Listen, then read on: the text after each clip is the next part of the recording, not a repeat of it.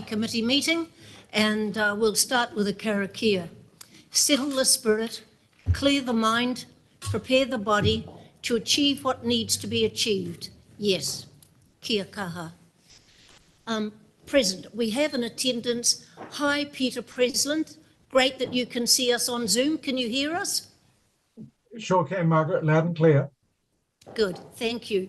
And we have apologies from Rodney Joyce. Any other apologies? Who? Alan Sol? He was hoping to join us all. Right, I don't think he's home yet, obviously. Anyway, those apologies be sustained. It's been moved by Laura. In favour will say aye, against carried. We now move to no late items, declarations of interest, public excluded items, and we move to public forum. Welcome, Alison. We appreciate, Alison, I did it again. Welcome, Liz Farrell. Welcome to the if you come up to the front there, please. And I'd also like to welcome Priority One, who've come in, and we'll hear from you in a few minutes. But Liz, we're all yours. And if you just push your button, pull the speaker to, yes. Is it on? Yes, good. Kia ora tātou. My name is Liz Farrell, and for the purposes of full disclosure, I am a current employee of Western Bay of Plenty District Council, working at a Mokoroa library. However, I am not here in that capacity. My husband and I also own a local newspaper, Lizard News, and I'm not wearing that hat either. I am here today as an Mokoroa resident who has been speaking with councillors, community board members, business owners and fellow residents for over 10 years about the need for community-led development in Mokoroa. Council has invested much over the past decade, predominantly in the necessary utilities and infrastructure to enable housing through the structure plan that was targeted for the peninsula. We are now at the point where we have a population larger than some small towns, with further growth to come, and we need to ensure that the social fabric of the community is supported. The nature of the area and its planned growth means that it hasn't developed organically around a main street, a transport intersection or a significant workplace. We have not grown our services as they've become needed. Our growth has been targeted and rapid, and it is important to take proactive steps to ensure that the community feel that we have enjoyed for so long is not lost. We need somewhere to live, somewhere to work, and somewhere to play. Council has enabled houses. Private developers are creating commercial areas, which is good for bringing work opportunities and retail options. The third arm of that community is the social development, and now is the time to address this. With a small group of volunteers and with the full support of the Mokoroa Business Network, which now sits at 120 members, we are in the process of setting up an incorporated society which would form an umbrella organisation whose aim is the promotion of events and activities and the advocacy for service provision from agencies who are normally based in Tauranga or further afield. It will include plans for music, arts, entertainment, sporting events, economic development for local businesses, and outreach from providers such as Work and Income, Oranga Tamariki, Citizens Advice, Potama, etc. There are more. At the moment, there are pockets of these in Mokoroa, but there is no coordination or oversight to avoid duplication or to spot where the gaps might be. We have many events, but the focus is just on that one event for that one group, rather than being part of a community-wide view. There are some great synergies with already existing groups such as the Ord Library and Mokoroa, and we have no wish to stifle these activities, quite the opposite. We want to wrap around them, encourage them, provide support and knowledge, help find funding, advertise for them, and ensure that they fit in within a broader calendar that best promotes the whole area and encompasses the spectrum of offerings that are here. And we also want to help them avoid volunteer burnout. An organisation that has done something similar, although whilst very different, is Bay Conservation Alliance. They sit over a range of environmental groups and support them. They enable those individual groups and volunteers to do what they do best and what they're passionate about without controlling them. Once established, our incorporated society will apply for grant funding to be able to pay a community connector or activator. This role is vital in bringing professional skills and experience and in progressing a cohesive and encompassing a long-term service. We believe in the long term this will grow to a team of possibly 3 to cover the different skills required to be successful and productive. Our neighbour Katikati has Catch Katikati and a community centre. Waihi Beach has its own events and promotions team. Tipuki has Epic. These are all quite different, and we can learn from their examples and benefit from their experiences.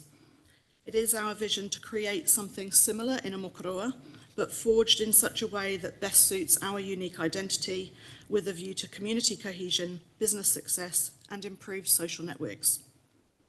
It is our intention to submit to the 2024 long-term plan so that Council and Community Board can more fully support our endeavours in the future. I have come today to ask that you enable a community-led development plan to further this and to support us in our aim to become an important element in the future of Omokoroa.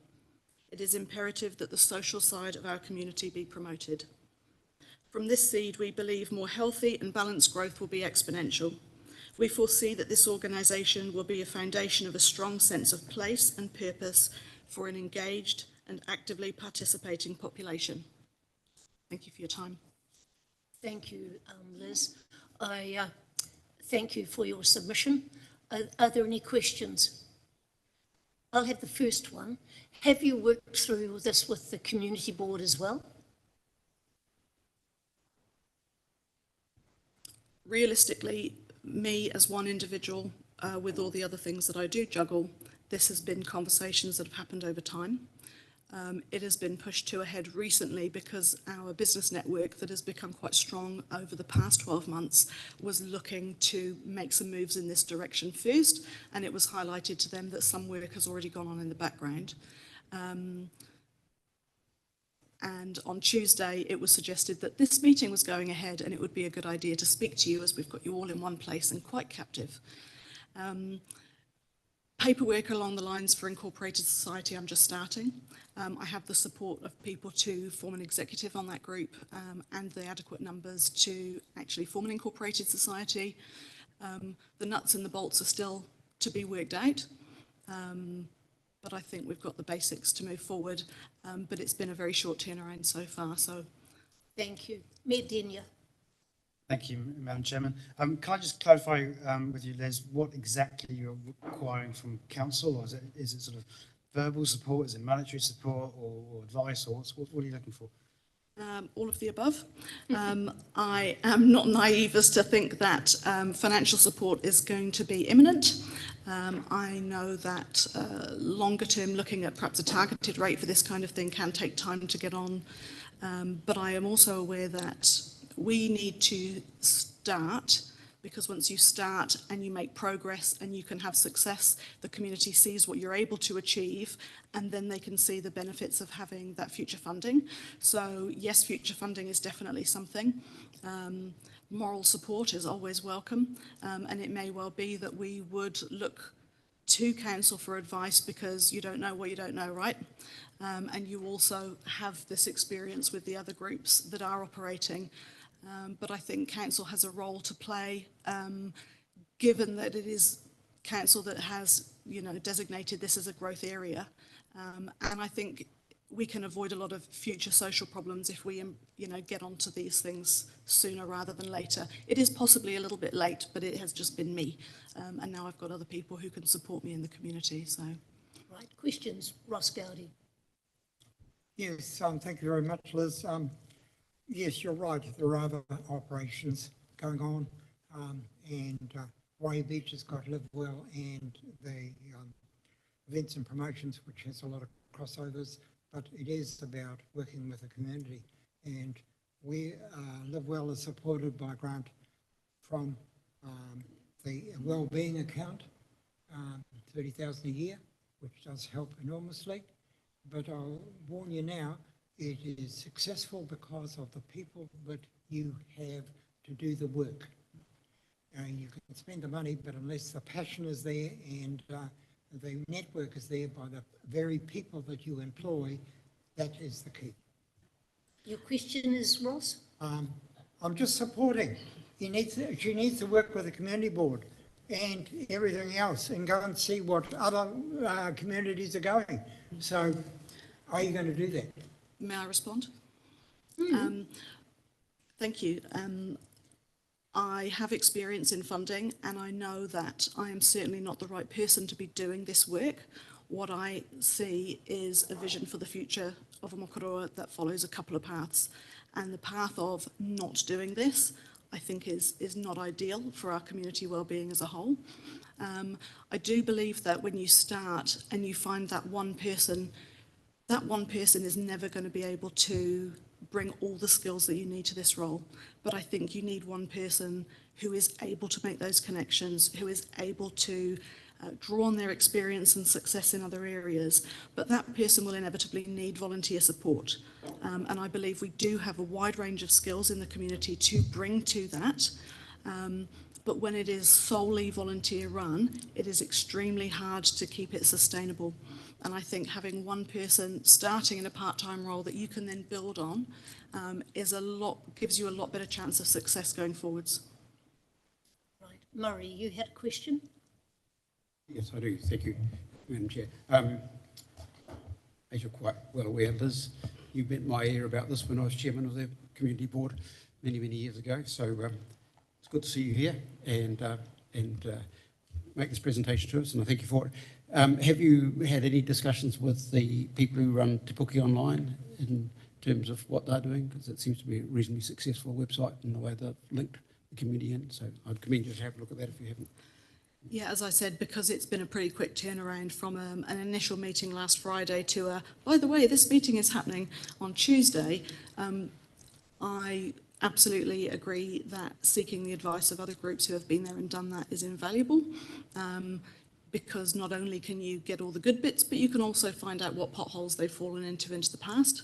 And I think that it would be incredibly unwise not to speak to those organisations.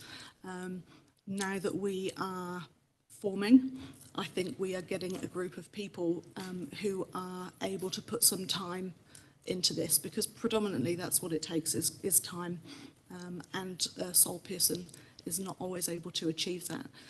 But yes, we will look to speak to, we've already spoken to Catch Keri Keri. They've been very helpful and very willing to support us, and would certainly look to other groups for their advice as well.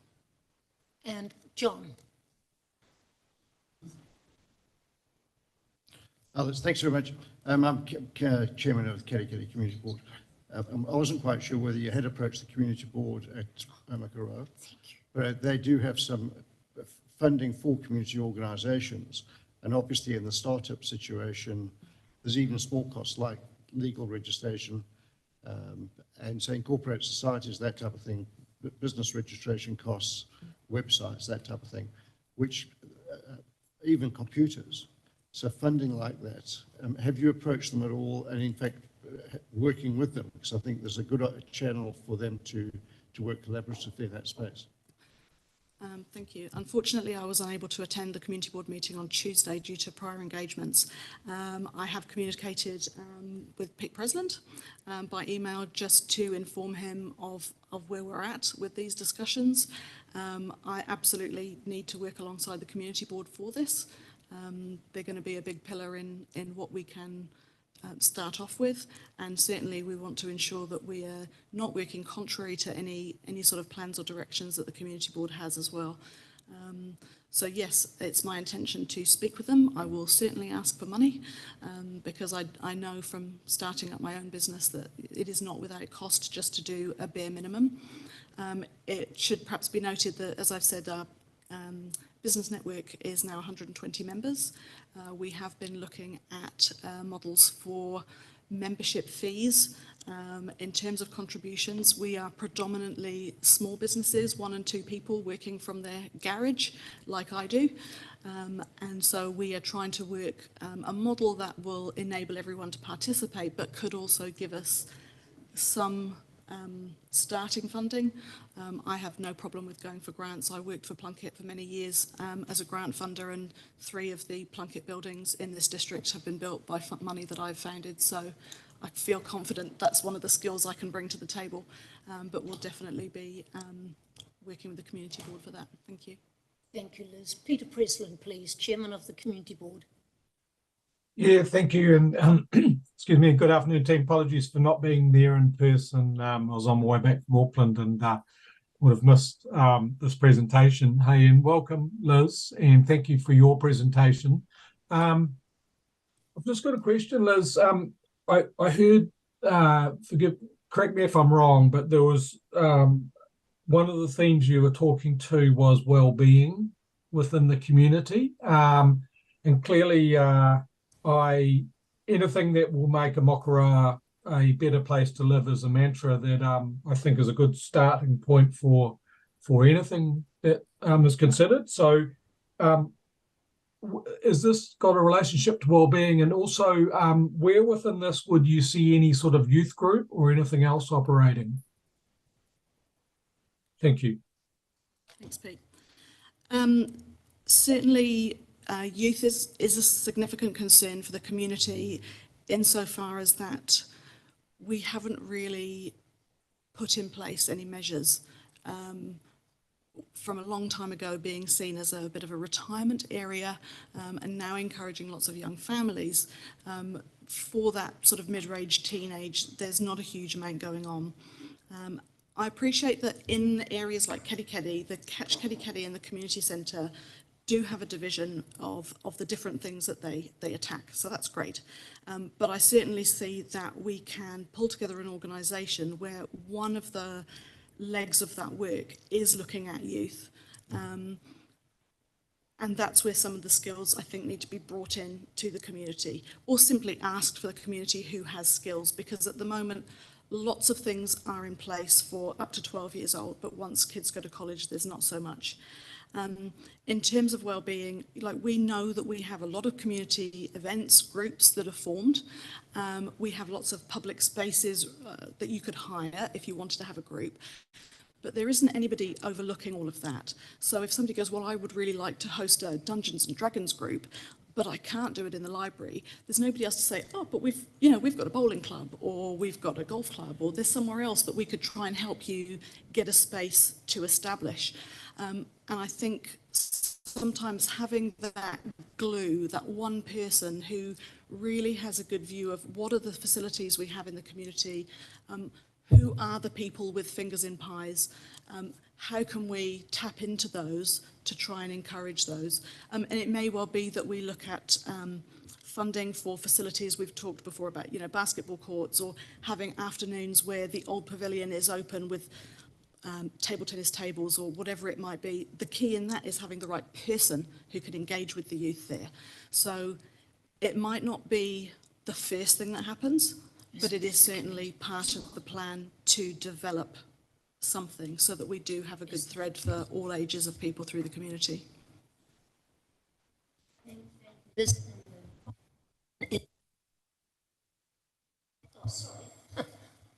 Grant. Liz, very passionate presentation. You talked about potential to employ a community connector. Do you see yourself in that role, or employing someone else? And in terms of the function of a community connector, what would they be fulfilling? Some sort of plan that was established, or even the Aomokoro community plan that's already been established by council? If you'd have asked me 10 years ago, I might have said, yes, I'd be interested. That's certainly not me now, for a number of reasons. One, I'm quite happy with the workload I have, thank you. And taking this on as a volunteer is fine, because it's temporary, hopefully. As I said before, I certainly see that I have some skills that can support this in its growth phase, but I'm not the right person for this job at all. I think the person that we need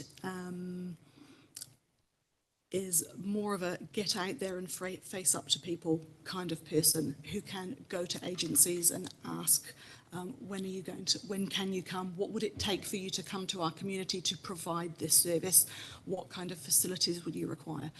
I'm not that person. I'm not the person who sits here. I'm the person who sits in the office and types up what you say afterwards. I'm quite aware of my limitations in this. I am quite passionate about it.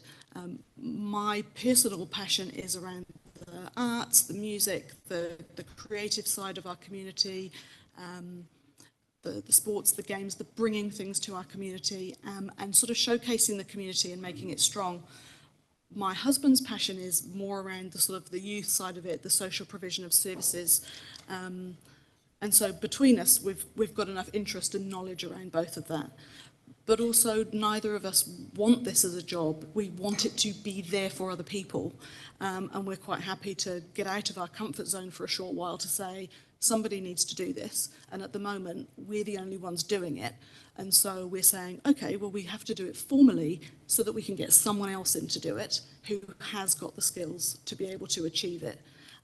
I am quite happy that that person is not going to have all the skills for the whole thing. And so if we can help support them in a volunteer capacity around grant funding, about connecting them to other people in the community, I'm very happy to continue in that support. I see myself much more as I can see where this could be 10 years down the track. And I know what it would be, but it would be awesome if we could do this, that and the other. I'm not the person to drive that bus, but I know the bus should go in that direction. Thank you, Liz. And a very last question is from Councillor Thwaites. Afternoon, Liz. Have you done any sort of exploratory work on the level of funding that the community might be prepared to look? I was just looking through our examples. The Makatu community is the one that sticks out because they're prepared to pay $140 per property, whereas the rest of the district who have the community boards pay about 40 rough. So they see a value in Makatu of paying an extra $100, translate that to a Mokoroa. If you had the same philosophy, that would be $200,000 worth of funding into that peninsula. Do you think people would see $100 of value, or 20, or 50, or anything? The truth is I haven't done the research into that, so I couldn't give you a categoric answer and hand on heart say this is true. I think to a certain degree you have to have some success and let people see your success and then say, we can do more of this when we have some targeted funding around it.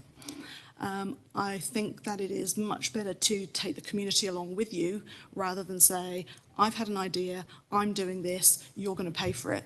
Nobody likes that. But if even in terms of what the name of this organisation might be, I have an idea, but I'm not prepared to say this is what it's called, because I think it is better to go to the community and say, this is what we're trying to achieve.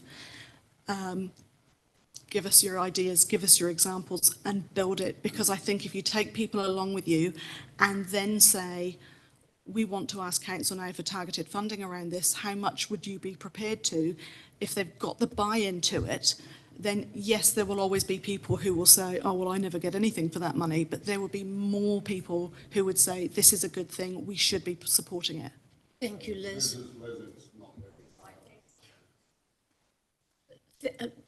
I'll forget that. Liz, thank you for coming. As you know, or well, you don't know, we can't make a decision today, but this will be referred to staff who will include it in the long-term plan. And in the meantime, you are our first speaker in public forum, so thank you very much for coming in, and we appreciate your presence. Thank you. We'll now welcome Nigel Tutt and his team from Priority One. Thanks, Nigel. Yes, up the top.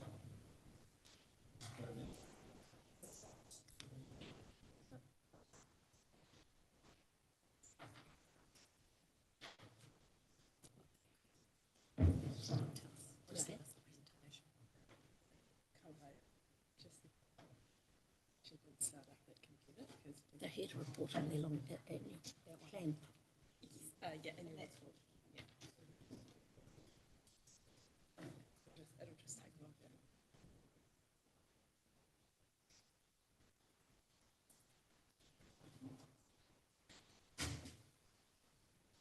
Thank you very much, Nigel. Could you introduce your partner with you, please?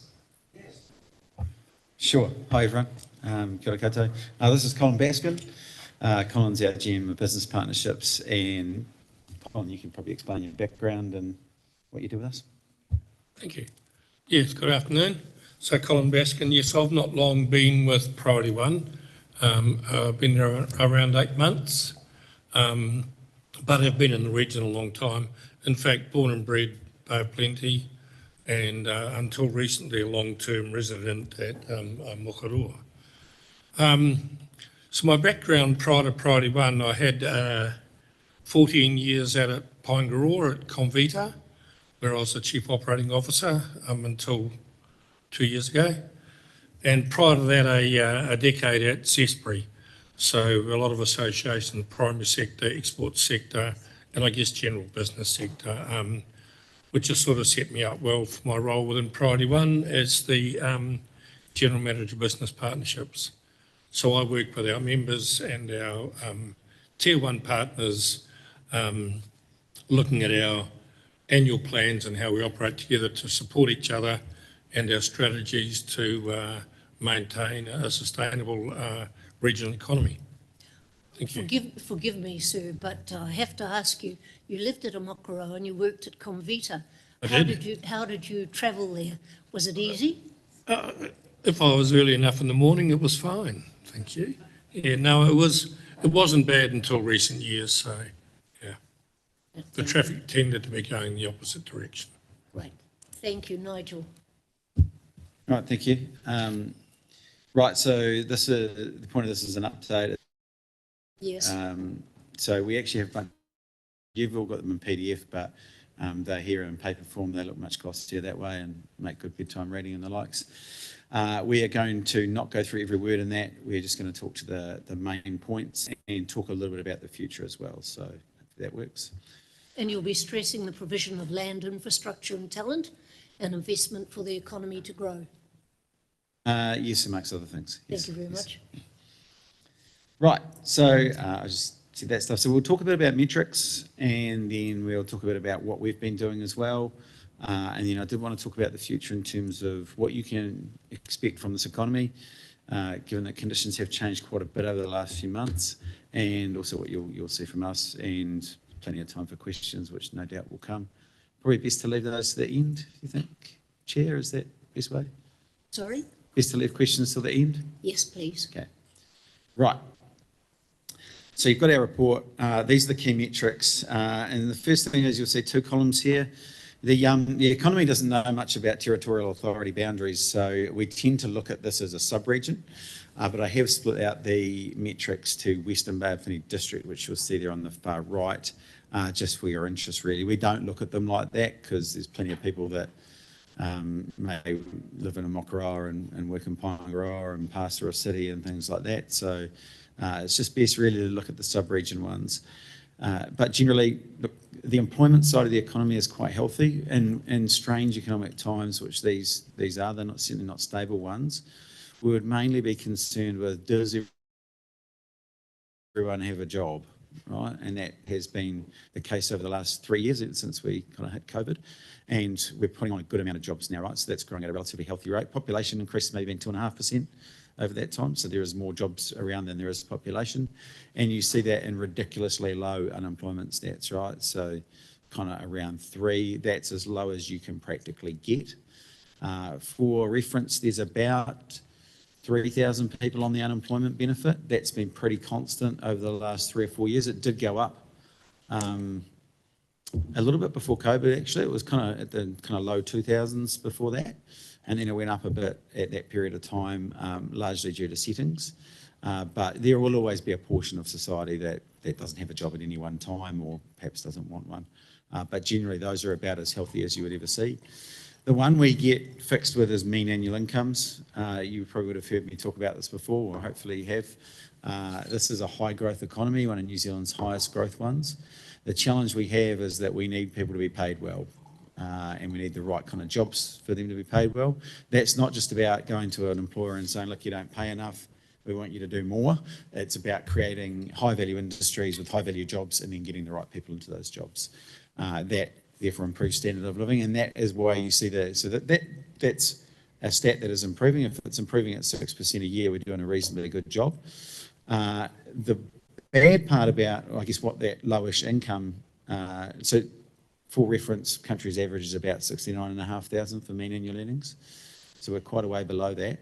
That's what leads to some of those housing and rental affordability metrics. They are the highest in the country, which is not good. And we have a significant issue that what that does for businesses, it makes it really hard to employ people because they don't want to live here because it's expensive.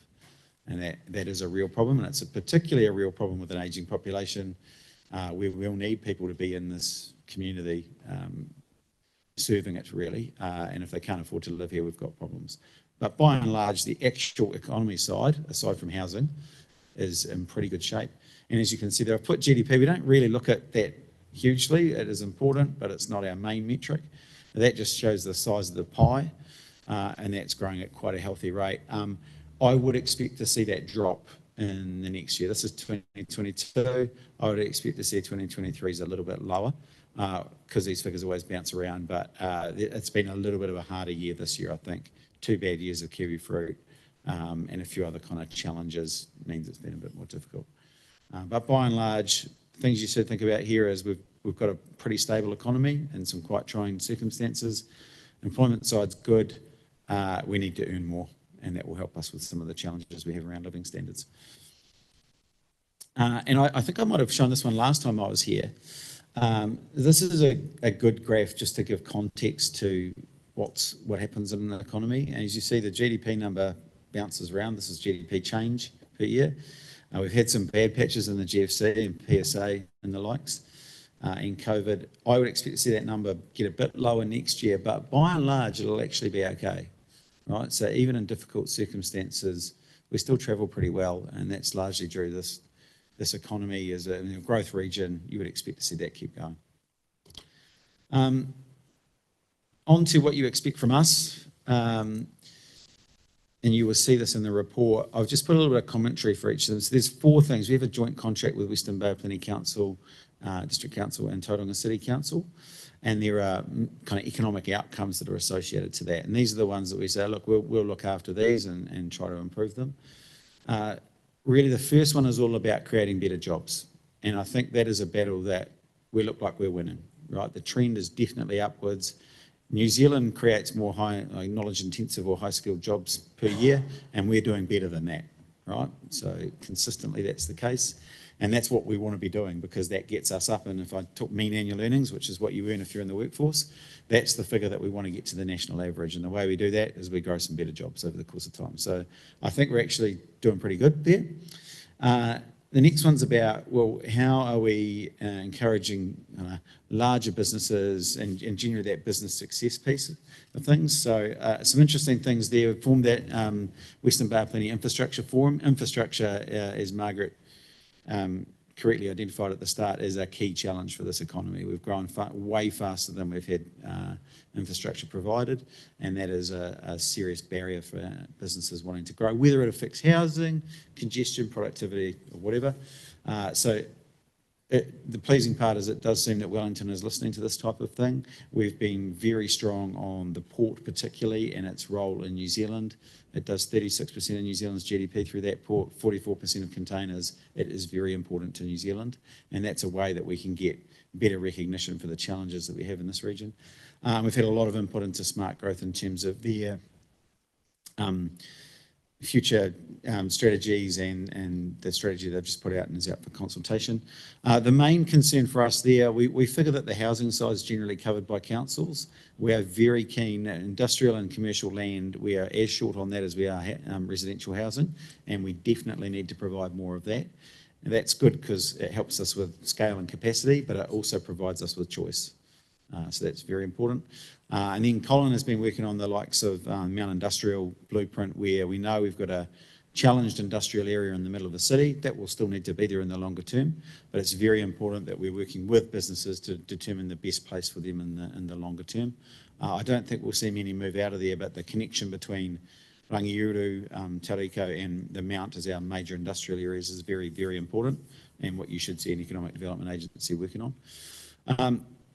There's a big skills piece, particularly around education, and generally our theory is there that we don't want to be importing a whole bunch of people into this economy. We want to create good jobs and have our own people get them. That's the way that we improve living standards. To do that, you've really got to be in the education system, working with them around pathways. We've done a great job there. We do a lot with the university. That's probably the easier to kind of get your head around end. We're also very strong in the trades area as well, and our connection with local businesses means that we can quite easily get them in front of bunches of school children, teachers, careers advisors, etc. So we work very hard on that aspect. And then Māori education and workforce outcomes is another one. Generally, Māori are a curve below the curve, right? So their workforce outcomes are almost always worse than the rest of the population. That is an area that, particularly if we look at mean annual earnings, which is the one I look at most, so unemployment, workforce participation is okay. Mean annual earnings is not. That actually didn't grow as fast as we wanted it to last year. We don't quite know why that is. It's probably a function of relatively low unemployment actually, so people go into lower paid jobs rather than staying in training. But that is a continued work on for us. And again, the way around that is to get into pathways around better jobs. So you can expect to see more from that from us, and we won't stop until we have equality throughout the whole population. We need everyone to have as good a chance as possible. In terms of other achievements, the main ones you'll see in our annual report, Araro, which is our Pathways, Skills and Employment Hub, Pathways to Work. I've actually got a video on the next slide, so I'm not going to talk about that too much, but you'll see how wonderful that is when I show that video. We've done a lot around sustainability, and really what we're thinking around that is businesses have to have really good sustainability plans, and you have to have the tools in the region that allow them to do things to be able to be competitive in the future. So our job's to look out 10, 20, 30 years at an economy and say what's important and try to figure out how we can guide that. This is very much falling into that category. So really it's around decarbonisation of heavy transport and heavy industry. That's where the real big gains can be made. And then there's some stuff around transport and mode shift as well. And it was pleasing to see quite a large turnout from Western Bay District Council, particularly amongst councillors, actually around our mode shift hub that we did in the middle of the year. Really, that's just helping businesses to get better, give their employees better choices around that. It's probably a relatively minor thing in terms of what we do, but it's also really important that we can't just build roads. We had to use our transport system better right throughout the Western Bay. Infrastructure-wise, we've formed the forum and advocated really hard for that. I believe that has been listened to. The proof will probably be over the next couple of days when we find out what policies have survived any coalition agreements. But we have to advocate, as you all know, very, very hard for this part of the world so it can get better transport infrastructure particularly. So we've been doing a lot of that, and you can expect to see more of that. And then the InStep is the program, you might not know a lot about it. It's the program that we run in schools. So every high school in the Western Bay of Plenty is signed up to our InStep program, and we do a bunch of things with them, right through from educating principals, deputy principals, associate principals, careers advisors. We take them around businesses. So we do whole days out with them and try to educate them better on this is what businesses are seeing in the area. So when you're producing students that are then going to be part of that workforce, this is what a modern employer looks like. This is what they're looking for, etc. We also work with our anyone who came to our AGM would see, and I think James, you were there. Our Young Leaders program, where we take 3 or 4 young leaders from each secondary school, teach them a little bit about local issues and get them to some better leadership skills. And Western Bay of Plenty District Council has been a strong advocate of that and quite involved over the course of time, which is really well appreciated. It would be remiss of me, we always get asked the question, well, that's nice, but what are you doing for the Western Bay District? So I thought I would just preempt that by putting the stuff out there on the right. So certainly the Karikari Innovative Horticulture Centre, we've been right in the thick of that from day one. Something we believe in strongly. Kiwifruit is a great sector really for the region in terms of the wealth and the value that creates. But we have to get more innovative over the course of time and more high value around any crop that we have. So that's very important. I thought Colin might chip in terms of the businesses that he talks to around this area. Yeah, thanks, Nigel. We're really focusing on the primary sector. As Nigel said, kiwifruit's really important, and spent a fair bit of time out in the Te Puke region with organisations like Seeker and Trevelyan's and the Kiwi Fruit Breeding Centre. But we do work with them in all sorts of areas. Employment, talent attraction and sustainability is a big piece as well. I guess more out the western side, we work with Southern Cross Horticulture, we work with the Darling Group and their endeavours in avocados, and also the industry bodies like Zespri, New Zealand Avocado Association, and NZKGI, which is the Kiwi Fruit Growers Incorporated. So quite a focus in that primary sector. But notwithstanding, we work with organisations like the Foster Construction Group, and you'd probably see they just had an open day, or opened the Omokoro Village the other day, so we've been working collaboratively with them also. So, yeah, quite a range of organisations that spread out into the Western Bay. Thank you. So it's very important for us. I mean, we look after the big drivers of the economy typically, so you don't see us kind of getting into Main Street stuff or anything like that. It's very important for us to work with those big industries and the businesses associated with them, because they are the ones that provide the kind of larger drivers of an economy. And then in terms of other stuff, I talked about Instep and the likes, young innovators, but Rangiru is another key area of focus for us. We're very keen to see that further developed and developed at pace. We know that there is demand for businesses to go out there, and again, we need choice for industrial and commercial land in this area. We're keen to see that as big as possible, and we're keen to see stages 3 and 4 happen as quickly as we can get them. So we're lending every bit of support we can to Quayside around that. I thought I would play a video on out of those, so let's see if this works. Sound?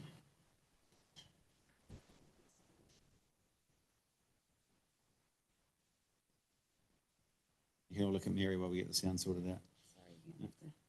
Oh.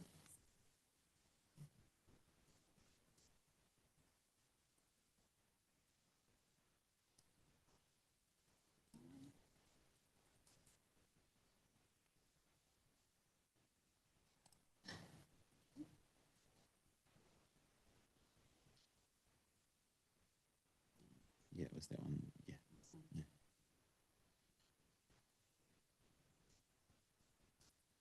Oh, there we go.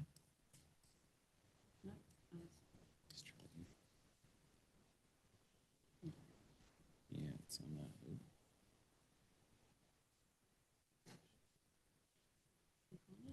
Yeah, it should just be if you go on that one.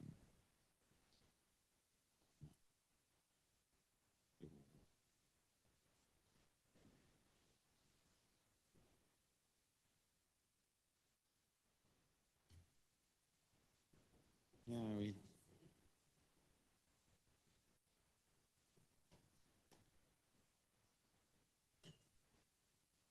we play now?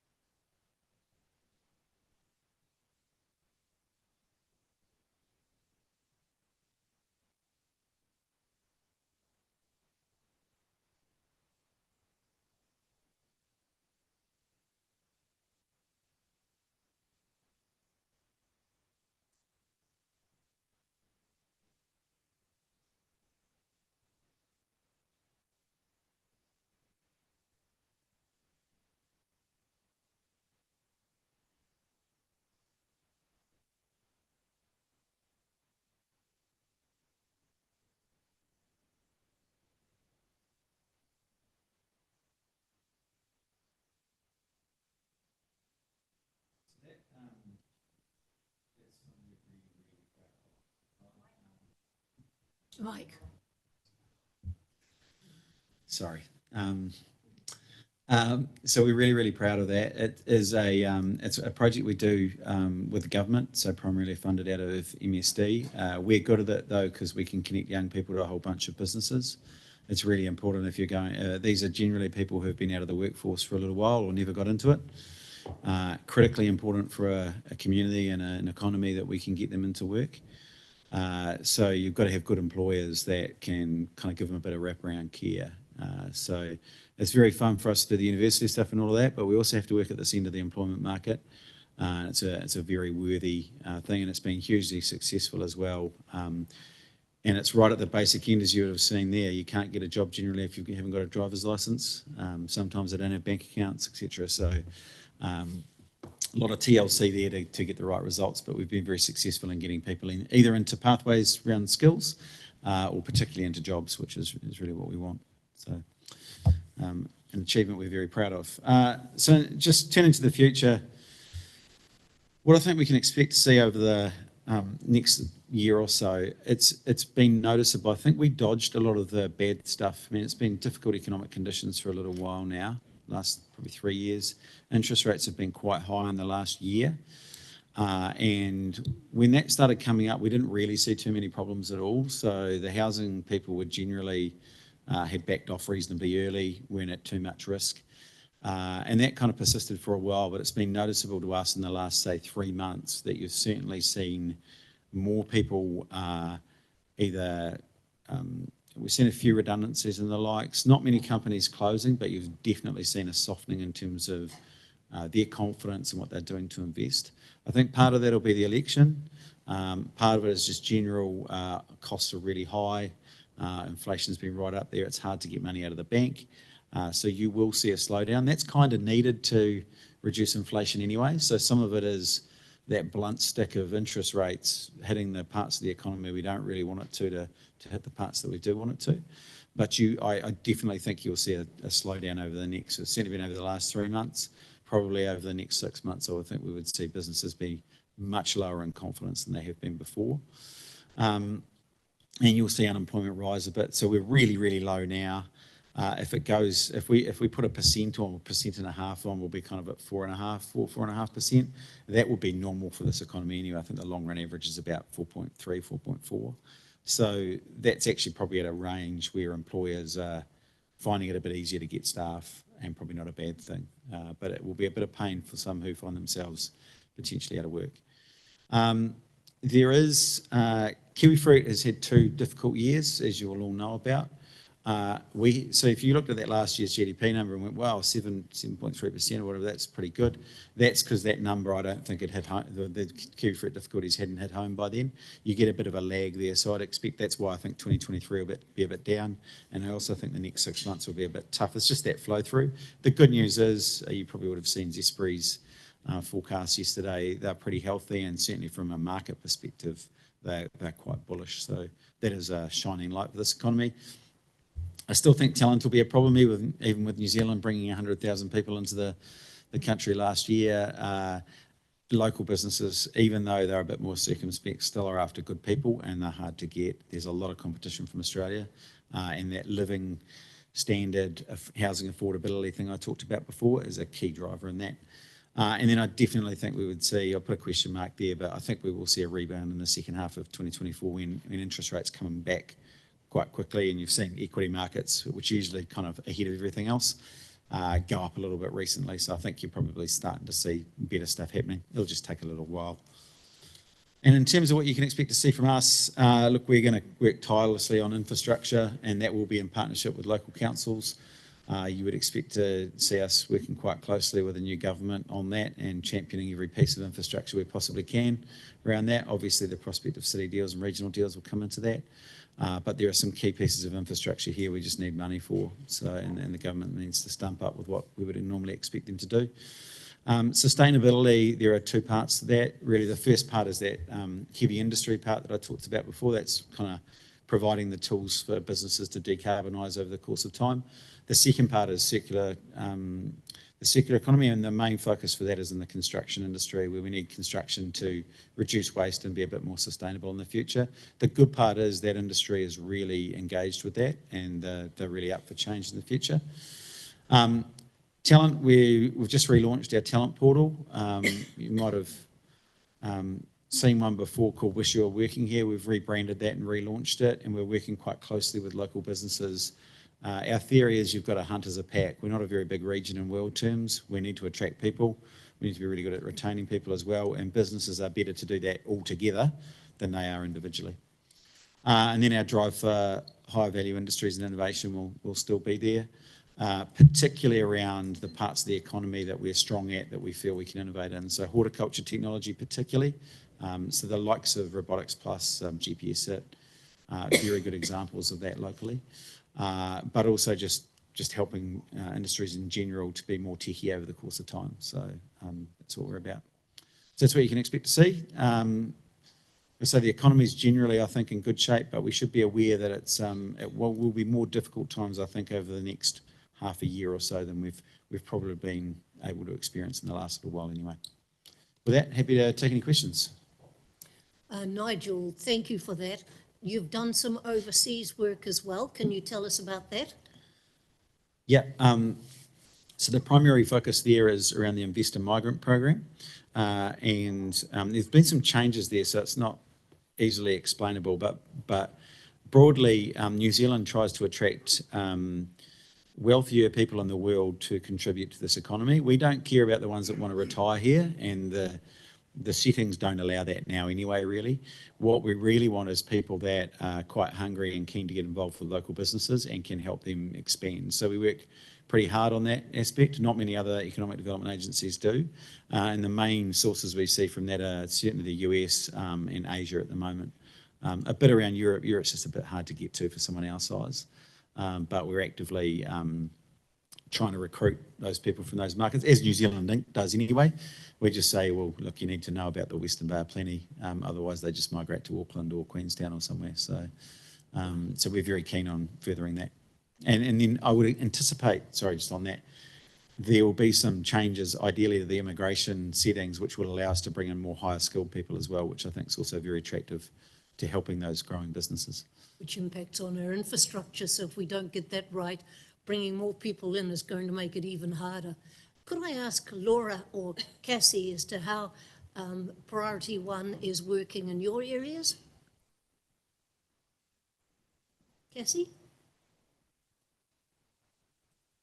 Do you have a question you'd like to ask Nigel while he's here?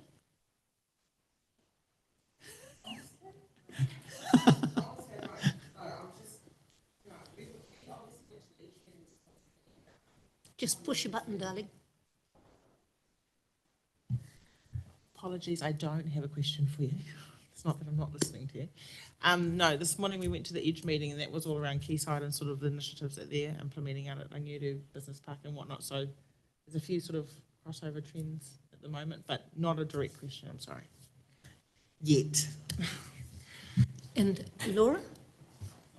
So I'm largely the same. I have never heard of Priority One doing anything in Makatu. That's not necessarily a bad thing though. It's good to know that you are doing all of this, especially the things for Māori in particular and for our youth, because I do find that a lot of our residents fit into those categories, and it's good to know there's people that are working in that space.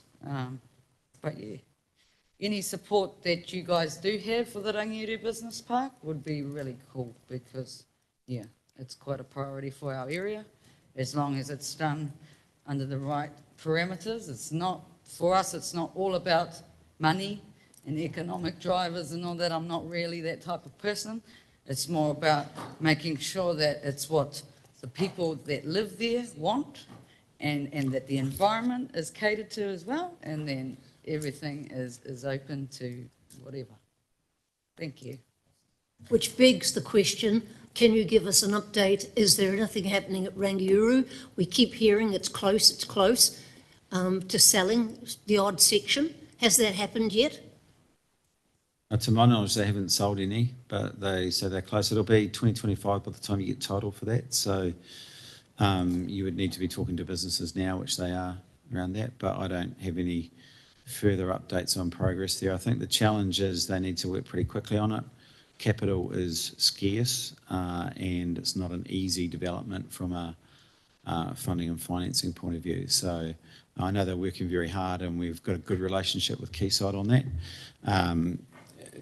It does need a real boost though. So like I said, we're working really hard to help them make it a success. As the city calls for more industrial land, it would be wonderful if they gave support from Rangiuru as well, and a greater priority than we have. I've got Councillor Coxhead, Mayor Denyer, and Councillor Scrimgeour. Tracy, Richard. Thank you, Margaret. I didn't think I was ever going to get an opportunity. Just two questions, so I'll just ask them. They're quite different to one another. With Araro, what is your percentage success rate in terms of getting people into employment and them staying in there? So I think the number was about 138 people that have gone through there. So I was just interested in the percentage success rate. And my other question, well, it was actually, I went to a Priority One presentation with some of the other councillors as well, and it was about innovative businesses in Israel. And really interesting, the guy that was speaking, and this is pre what's happened recently, but I have heard from a few other people, and I wondered if this was your experience as well. There has been contact, like medical professionals from Israel wanting to come to New Zealand. Have you had any of that kind of contact from overseas?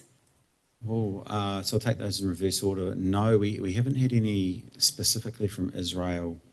And since the recent troubles began anyway. So, and I'm not sure how that would work with our immigration system, but it's certainly a country we admire in terms of, that's why you'd have seen that, right? They're very good at developing technology-led businesses from the smell of an oily rag, and there's a lot to admire about that. So there are certain things we're quite keen just to copy as much as we can. So that's a good one.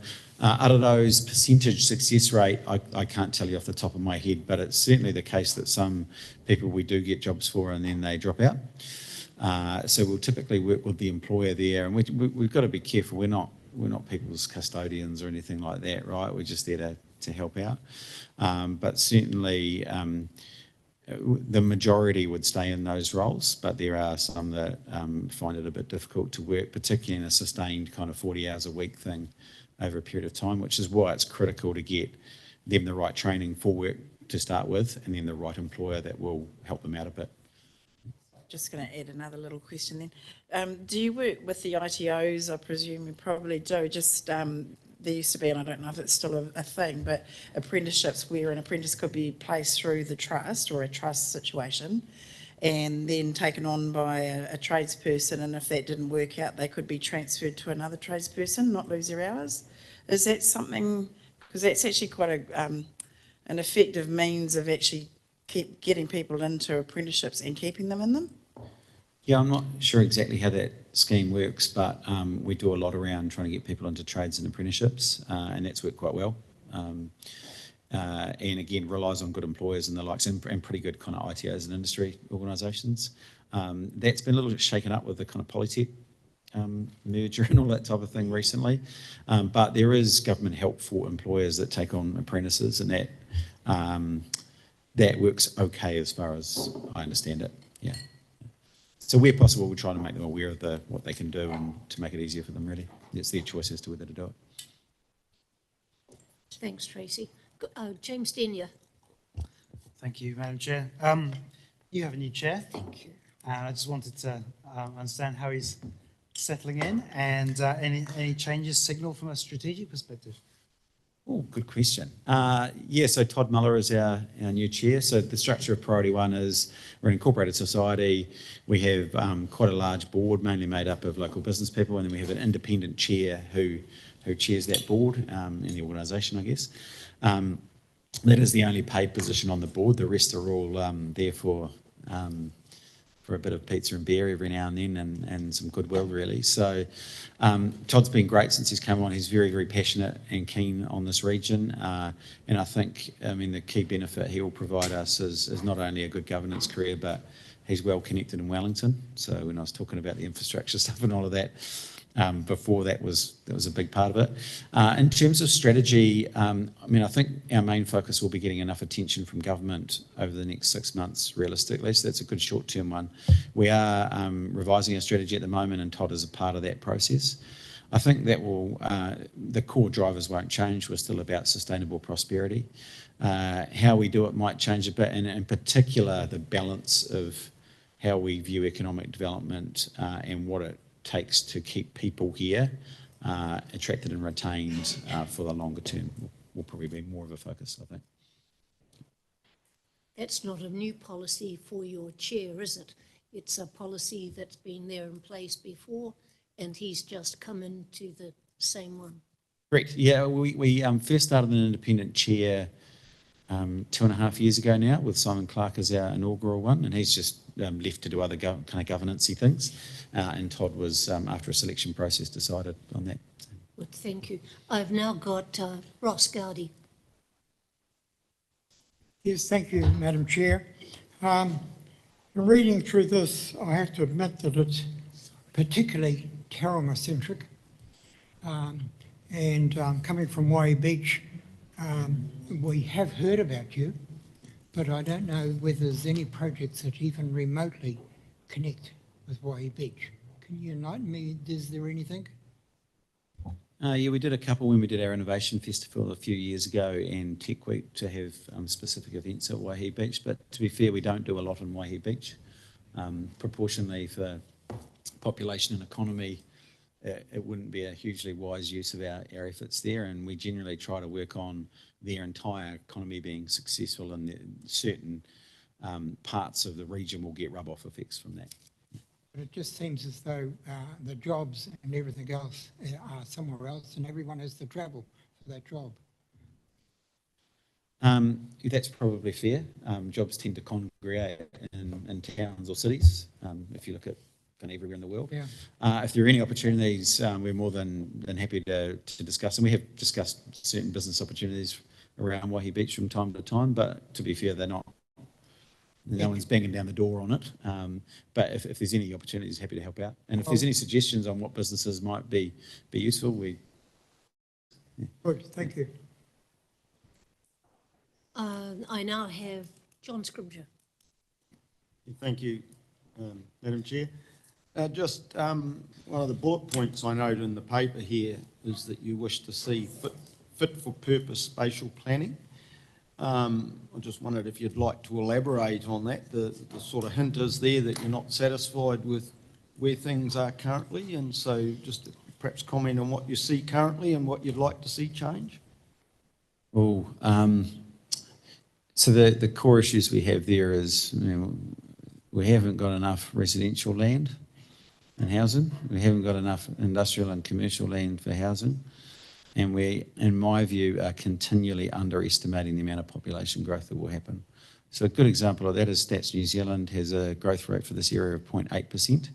Last year it grew by 2.6%. And that's been continually the trend. It's grown by 2.7% on average for the last 10 years, right? And we reckon it will grow at 0.8%. Those are the smart growth plans, right? So really what I'm saying there is, gee, should we consider that it might possibly grow quicker than that? If I could just comment on the underestimating. I did lean on my neighbour and tell him he had to fill in his census form when he didn't think it was. No, the underestimating stuff actually comes from Stats New Zealand, and then it's kind of used. It's just something that I think we should be considering, that let's say it was 2%, it makes quite a difference by 2050. Good, thank you. Councillor Crawford. Just the statistics around the mean income. So you've got in for Māori 56,000. That was in 2022, I guess. Yeah. We were at a presentation yesterday at one of the maraes, Maka Marae. So Tapuika presented to us and said that the average wage, and this is based on 2018 anyway, for them was 26,000.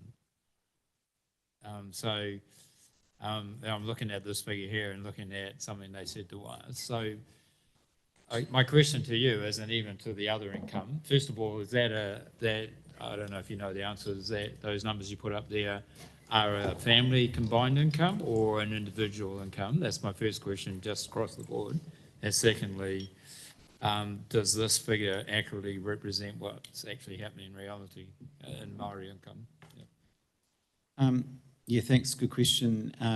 So mean annual earnings is what you would earn if you're in the workforce. It's not household income. Right. And the reason why we don't include it, there's two reasons we don't. One, because two incomes then get mixed up or more. And secondly, it then includes retirees' income because it's a whole kind of population thing. And we can't influence the retiree income part of it, right? So we can influence if you're in a job, this is what you would get. I can't really comment on their figures on that, although I would imagine in certain areas, that seems below the minimum wage. Yeah, no, it didn't make sense. But Yeah. It was presented officially. Yeah, so the presentation yesterday. I'd be interested as to how that got constructed, but certainly in good chunks of the workforce, people aren't employed full time as well, so that could well be something to do with that. And I would hope through Rangiuru, particularly that type of worker could positively benefit from some of the developments out there. Right, I've now got Councillor Henry, please. I was just going to congratulate you on those two figures in there, because last time you came in, I felt that maybe you were a little depressed when you were talking about the mean income for our area, and it's actually rising, which is great. And the Māori statistics have been too. You're yet to look at what Councillor Crawford had brought in. So I've got three things that I'd just like some clarity around. Rangiuru Business Park, as far as I know, you're on the outside looking in, not on the inside looking out. Is that correct? Or are you involved in the setup of that? We've got no financial interest in that. That's only really Quayside. We, as with any industrial area, we'll try to help attract businesses to that area. Yes, that's our main role, and probably chip in a bit for. And the second one is great that you mentioned Karikari Innovative Centre, and that you were there from the beginning, and it was a very, very rapid growth of the project once it went out into the community. So how were you involved with that, and what sort of expertise did you provide? I'm not actually super close to that project myself, but Greg Simmons on your staff, our team was, typically we would be involved there around helping with the funding side and helping with any kind of economic rationale around why you would do that. Greg's also involved with what's called the Regional Skills Leadership Group, which tends to point the strategic direction for government agencies around this stuff as well. Oh. So we would be advocating for them to help out there. Yeah, was it?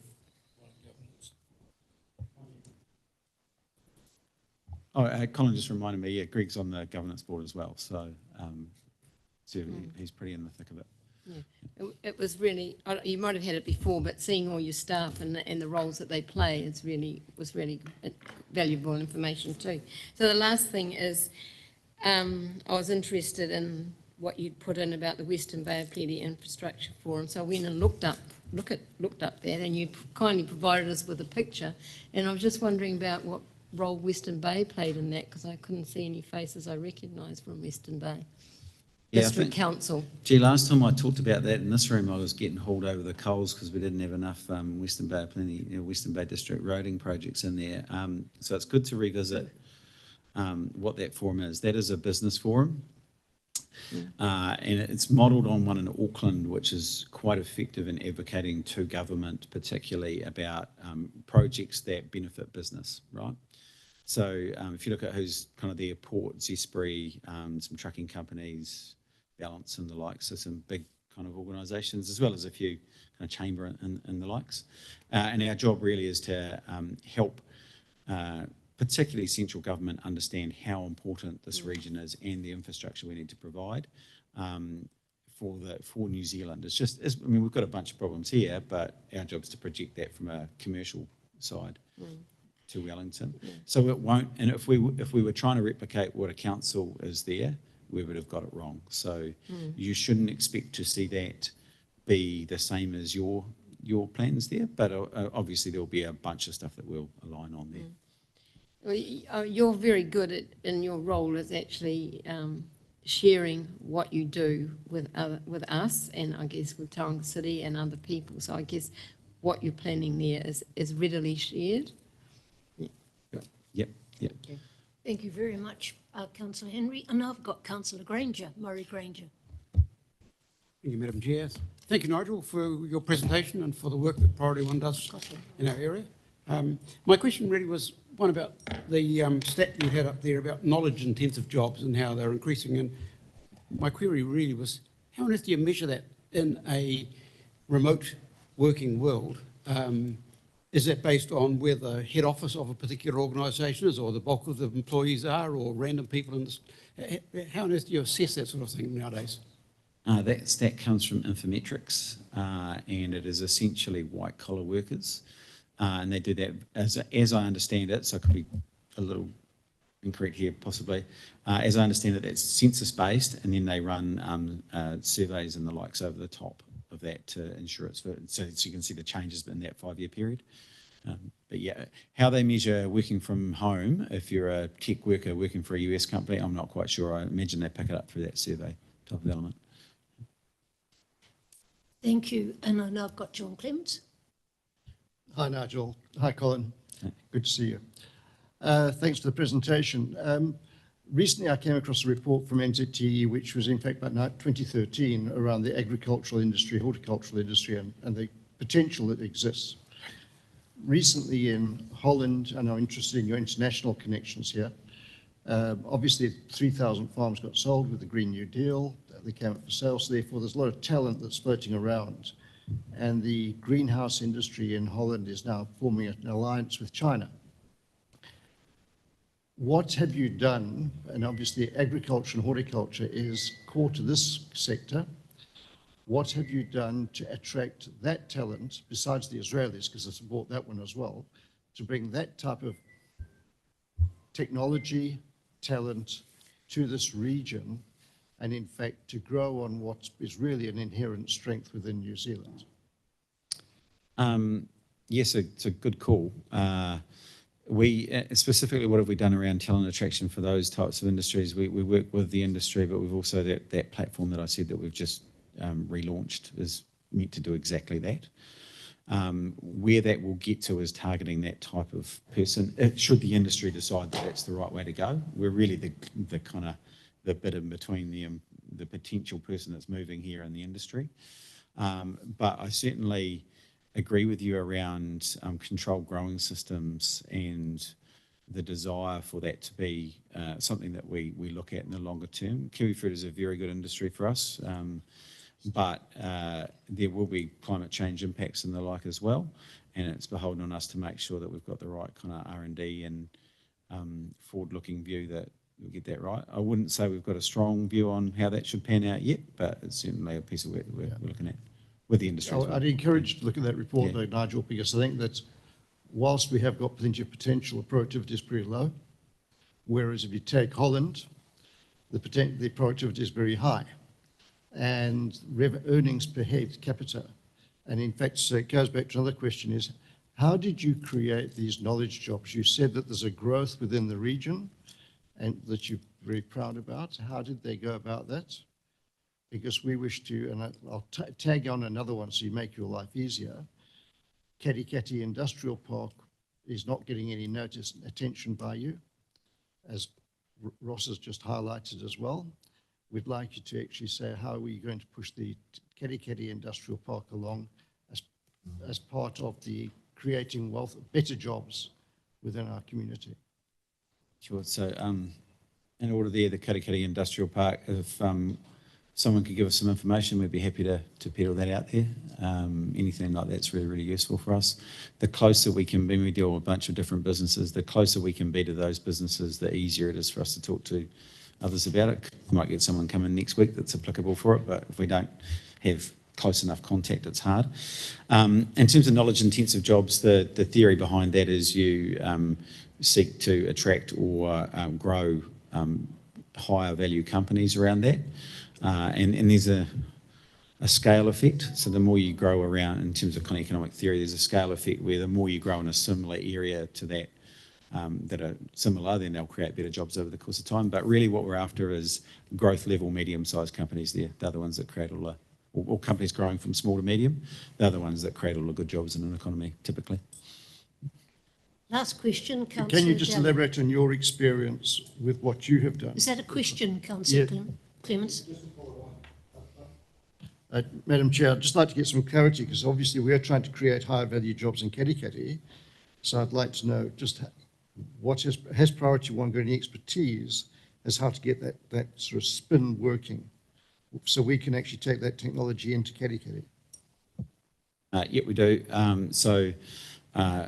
Some of it's about storytelling. So you'll be able to tell people about what they should, what is there and why it would be beneficial to them. And in general, we've been working with those industries that we see are high value. We've been attracting companies that we think are the right ones here, or we've been steering the ones that come to us in the right direction. And then we've been working quite heavily on R&D institutions as well to help boost that, the access to R&D for those growth companies. Last question, Councillor Daly. Nigel, I've sort of got a three-part question because I'm not going to get another chance, but my first one is Rangiru Business Park. Yep. The Quayside, I think, and also their partnership with the local iwi sort of is steering towards a sort of more greener sort of industry rather than the heavy polluting industries. And I'm just wondering if you're aware of that's a limitation or a benefit, or is there anyone that's been sort of discouraged by the philosophy of the park? The second question is the Arrow Youth Program, the Gateway Program that schools run. You're probably aware of that. I know it's a different thing, but it's a similar philosophy, isn't it? Aimed at the less advantaged kids or underperforming kids maybe. But I don't know if you heard Mike Hosking on the radio this morning, but he talked about this as an opportunity for smart kids as well, because a lot of kids go to university and they suddenly realise that they're doing something they don't really like, and maybe getting those sort of kids into some of our high value industries that we've got, that you're sort of trying to attract, could be an opportunity to send those kids off on a different pathway and bring them back to the Bay. And my last bit is about your board is extremely extremely high-powered, high-performing, high-functioning board members, and I'm just wondering what a typical board meeting looks like for you guys. Right. Okay.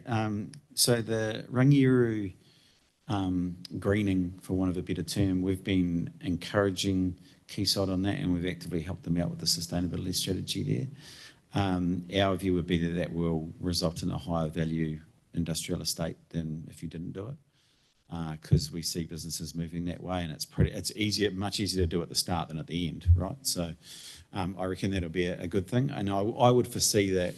I think you won't get big kind of, for want of a better term, dirty industries there anyway. I think everyone who sees a problem at the Mount's got a notional view that, oh yeah, we'll take a bitumen plant and stick it out there, but it doesn't really work like that. So I don't think you'll see that. I think you'll see more post-harvest kiwi fruit, food production, things like that, maybe a bit of food production, distribution type of stuff in there.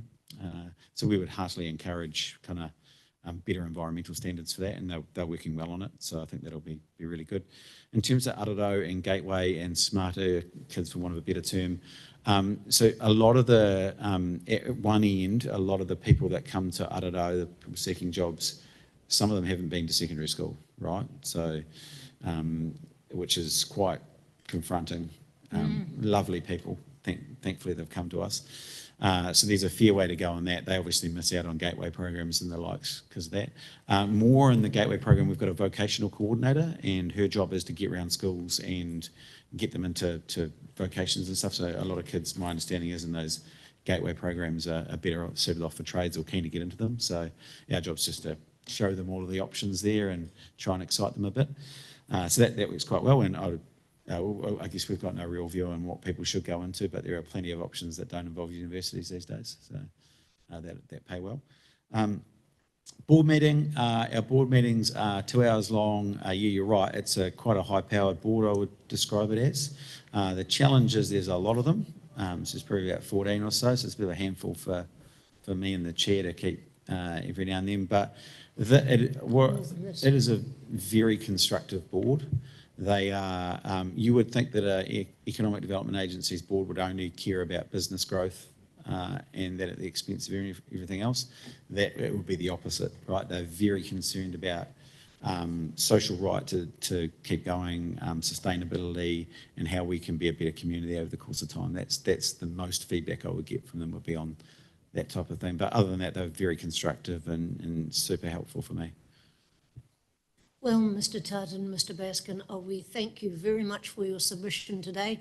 And you have a huge responsibility, because we need life, we need jobs, and we need houses. And in today's newspaper, was it yesterday's, the price of housing is going up. And you know that every time that happens, it means home ownership creeps away from those people who want to live here, and so they'll either go to Australia, but certainly elsewhere. So anything you can do to encourage employment and encourage, Tracy Coxhead and I were lucky enough to corner Stephen Selwood last night, and nobody else could, and at a public meeting. He's hard to miss. There were 3 of us and 3 of them, and we did well. So anyway, my message was, we need land for more houses, because we've got to bring the price of housing down. I know it's expensive to build a house, but the price of land is exorbitant, and so that's one of the challenges you face. But you've got enough experience to lead this region as to where it needs to go in economic terms, both for Maori business and for everybody else. So we wish you very well, and I hope that your transporting from Amakoroa becomes a lot easier once we get infrastructure underway again here in the Western Bay. Thank you, gentlemen. Thank you, Madam Chair, and thank you as well, Council. We do really appreciate it. It's a really constructive and good relationship between us, and we appreciate that. So thank you. Thank you. And we have to adjourn our meeting at 3 o'clock because we've got a district scheme one. But ma'am, could you come up to the table for the next section, please? What's your name?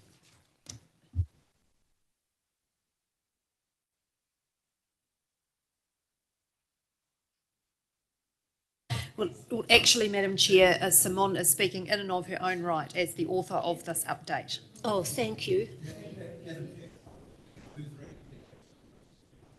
Sorry? We need to. Well, it's quite a good idea, actually, Councillor Granger. And Councillor Henry seconds it. I'll put the motion. In favour, say aye. Against, carried.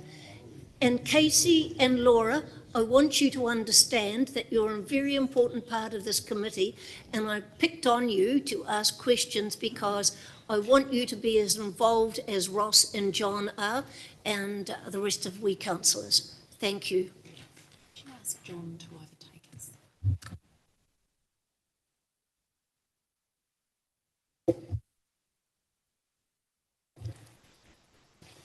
Simone, thank you. It's over to you. Thank you very much. So do I have 10 minutes? No, just keep going. Okay, no problem. Thank you. Tēnā koutou katoa, ko Simone toku ingoa, no tau Miranui ahau. I might sound like an Australian, but I was born in New Zealand, returned home some years ago.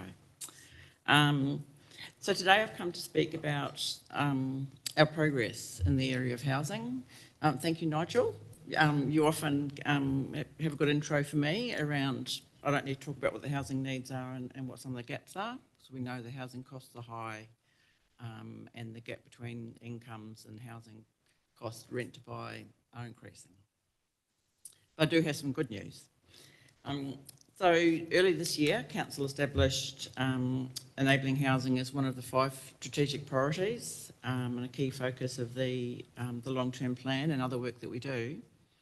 And we've led that strategic focus, Council has led that strategic focus for quite a few years with a really consistent vision and a plan around being very proactive in the housing space. And there are achievements to be celebrated, and that's what I'll be providing and speaking to in the progress report today. I think what the achievements show that there is value in a sustained focus on housing. For some housing projects, they have a long lead time.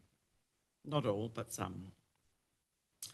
But before I go through the progress and the achievements, so I'll just speak to housing as a complex system, and we know that the housing situation and the price of housing has accelerated significantly across New Zealand in recent years, and people are now talking about a housing crisis and acknowledging that exists. And there isn't a quick fix, but a commitment to a housing vision, such that has been for quite some time in Council, is absolutely a powerful way to address that, and to sustain that is really useful, and you can achieve some really good outcomes.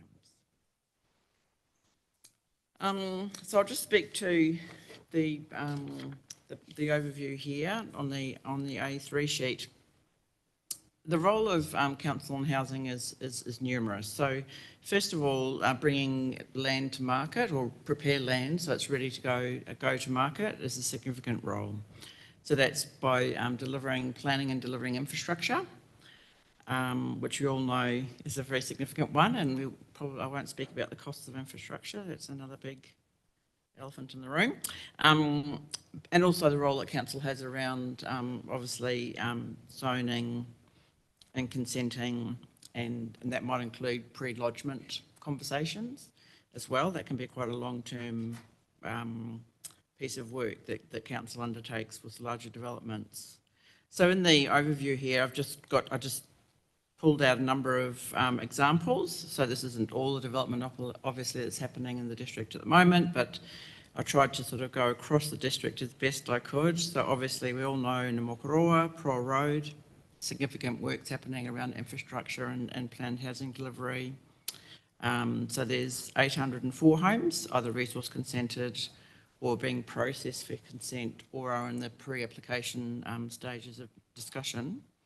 And the two first housing developments were resource consented in June and July this year and deliver 410 homes. So that's starting out in Pro Road there. Te Puke, Dunlop Road, selling stage 1 with 380 residential sections planned. Going over to Katikati now, Muriel Drive, that's mostly, or Highfields Crossing, it's possibly known as. It's mostly built out now. The last stage is now on the market, and there were 74 sites in total in that project.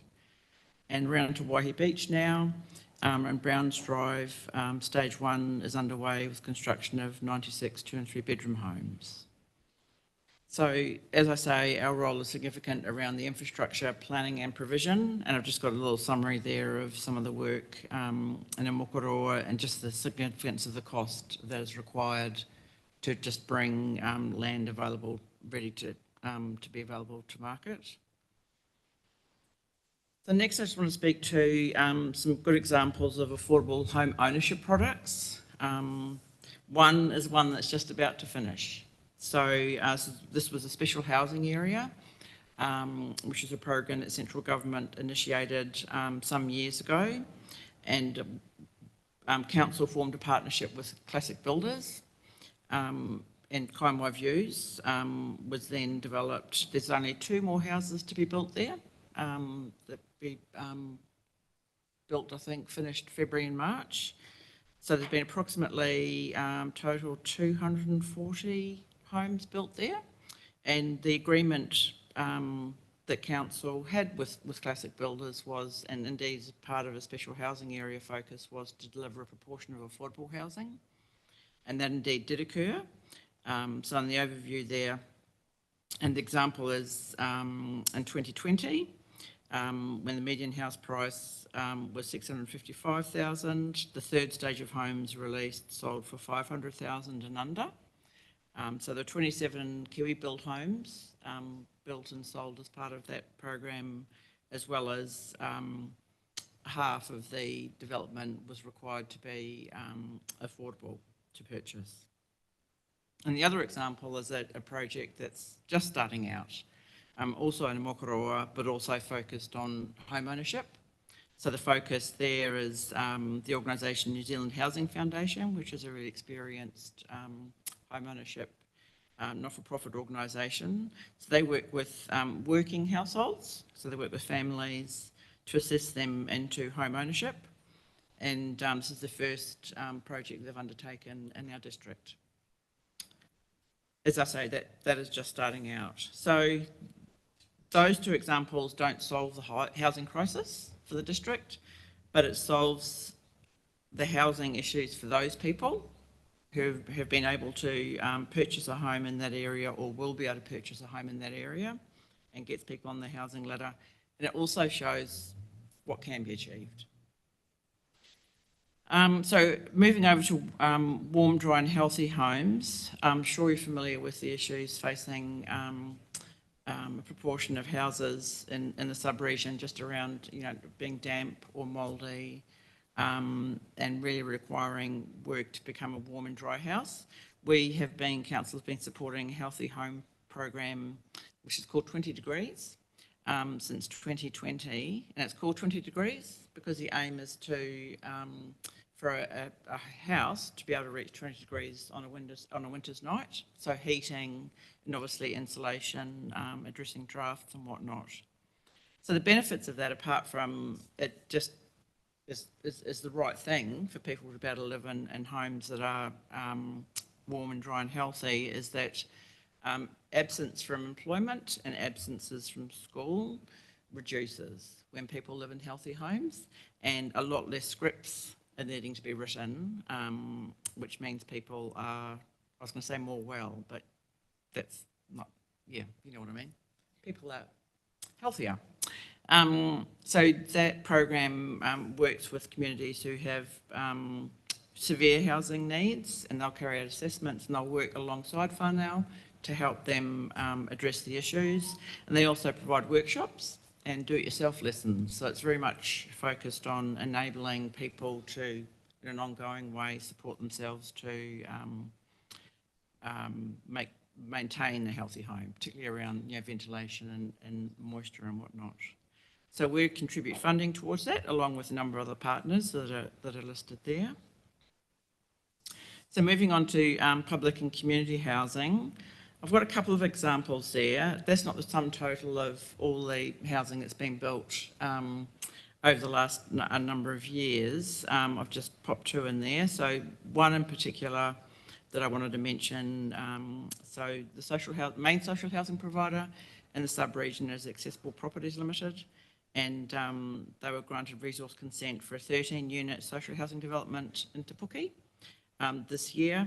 And this is the first public housing or community housing development that's we've seen uptake of our FinCo reduction policy so far, which is really exciting. So that provided some savings to that not-for-profit organisation, which may make a difference towards whether a not-for-profit entity would go ahead with the project or not.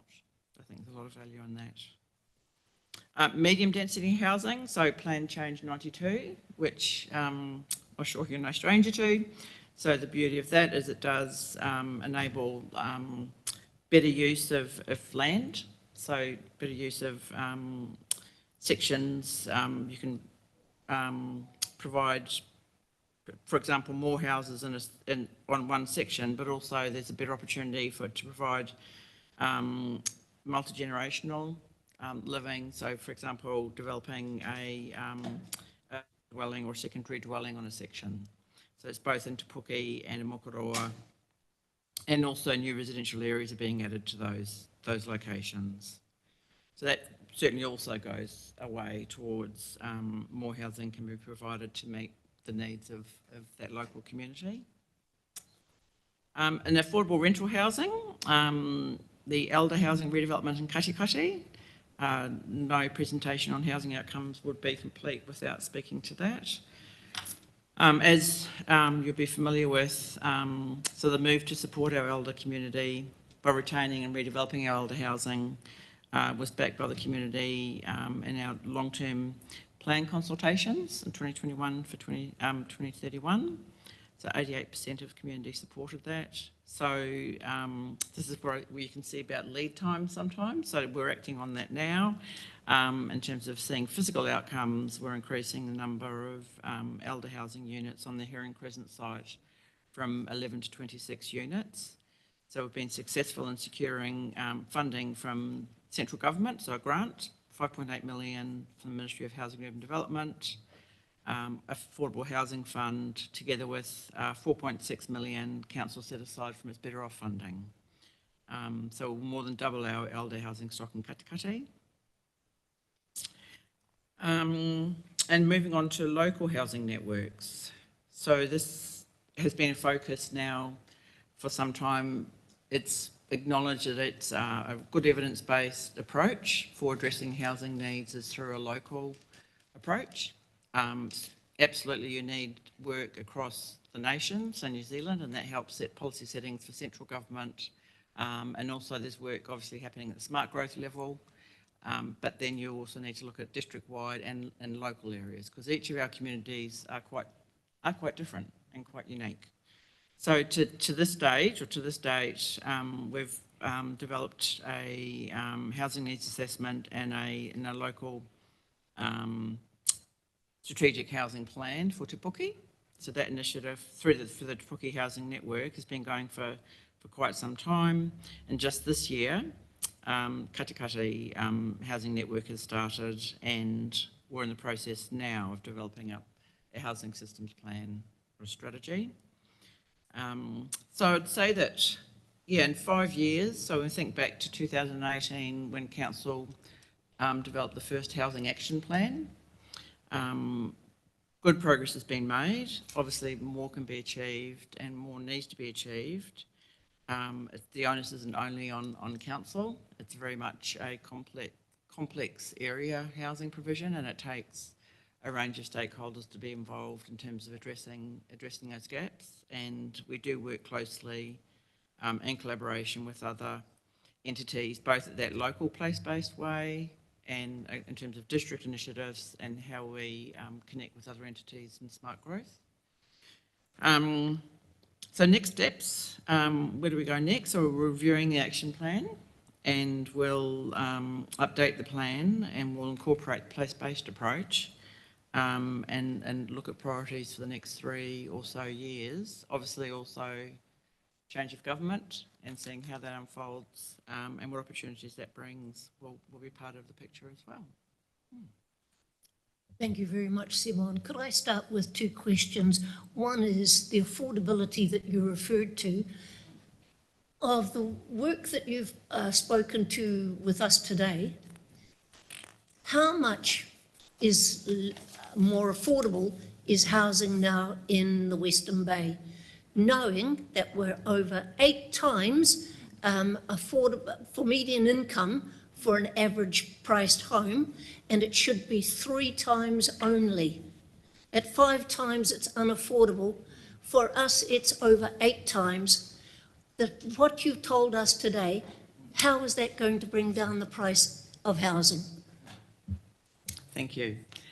You're right. It's the affordability has decreased significantly. So at the time of developing our initial housing action plan in 2018, the situation was really difficult then, but we've seen an acceleration. And I think one of the biggest accelerations we've seen is the gap growing between incomes and housing costs, whether it be to rent or purchase. Yes. And that's an area that we don't have an influence over per se here. Well, we may in terms of initiatives around the high value industries and increasing incomes. But the focus for us is on the areas where we can have influence and when we can either enable change ourselves or advocate for change through other entities. Because that's an area, that is just, there's perhaps central government policy settings that might change some of those things. As it stands currently, it is easier for households to rent rather than purchase in terms of the gap between and affordability, but that is by no means affordable per se. So in terms of us looking ahead in the Housing Action Plan, we'll be looking really closely at where we can enable more outcomes in that affordable space. The housing continuum, I should really have a slide, so I apologise. Some of you will have seen the housing continuum before. So this is very much, we work across the housing continuum in our mahi, but we do focus on those sort of high needs areas based on the, some of the, I won't continue with that, but yes, so we are definitely focusing on where the tighter spots are for people. Yeah. Right. We are an enabler. Encouraging others to do it as well is something that's important. But could I just kind my views? That was an affordable housing area and it's gone really well. But the landscaping there is a dog of a thing. And we had 3 women at the community board the other night, and really they're still so unimpressed with the affordable housing that Classics are doing now. Can you have an influence on making sure that the landscaping that goes in there is something that really people will be pleased about? That is a really important consideration, absolutely. So I think in our planning and policy team, we have an urban design. Well, it certainly wasn't used there.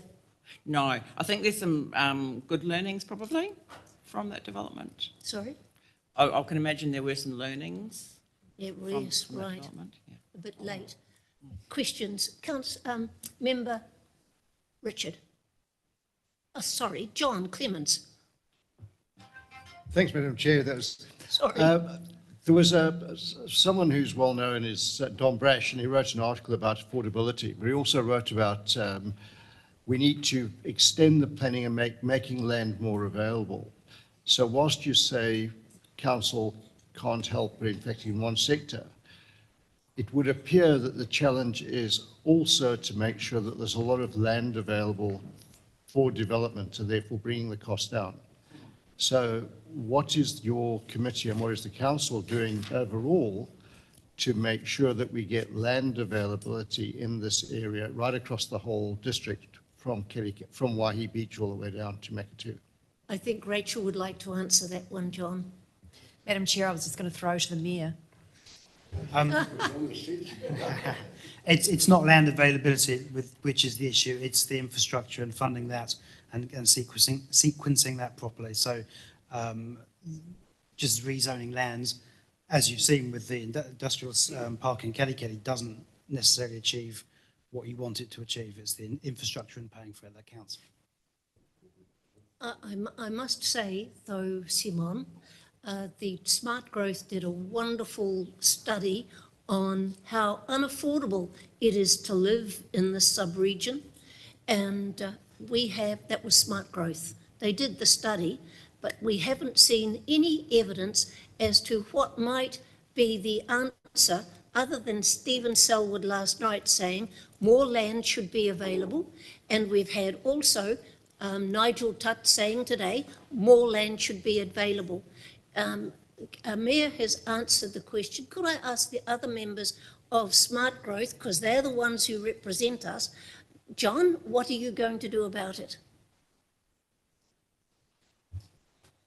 Well, we're constantly working, and as you know, I'm involved in hearings for the future development strategy in the next few weeks, which is about how we plan for the future. But as the Mayor has outlined, just zoning land is available does not solve the problem. On top of the land is the cost of all the infrastructure for water, wastewater, roading, electricity, every other service that people need. And the more we spread the more expensive those items are per section. And so, yes, I believe that we need more land and we have to work to that, but we have to balance that against inflating those costs by spreading too wide. And as I'm getting lost, was it in this report or in the smart growth one? One of the reports, sorry, not the smart growth, the priority one of the reports we've been looking at today talked about how not only is population increasing rapidly, but the percentage of older people is increasing very rapidly.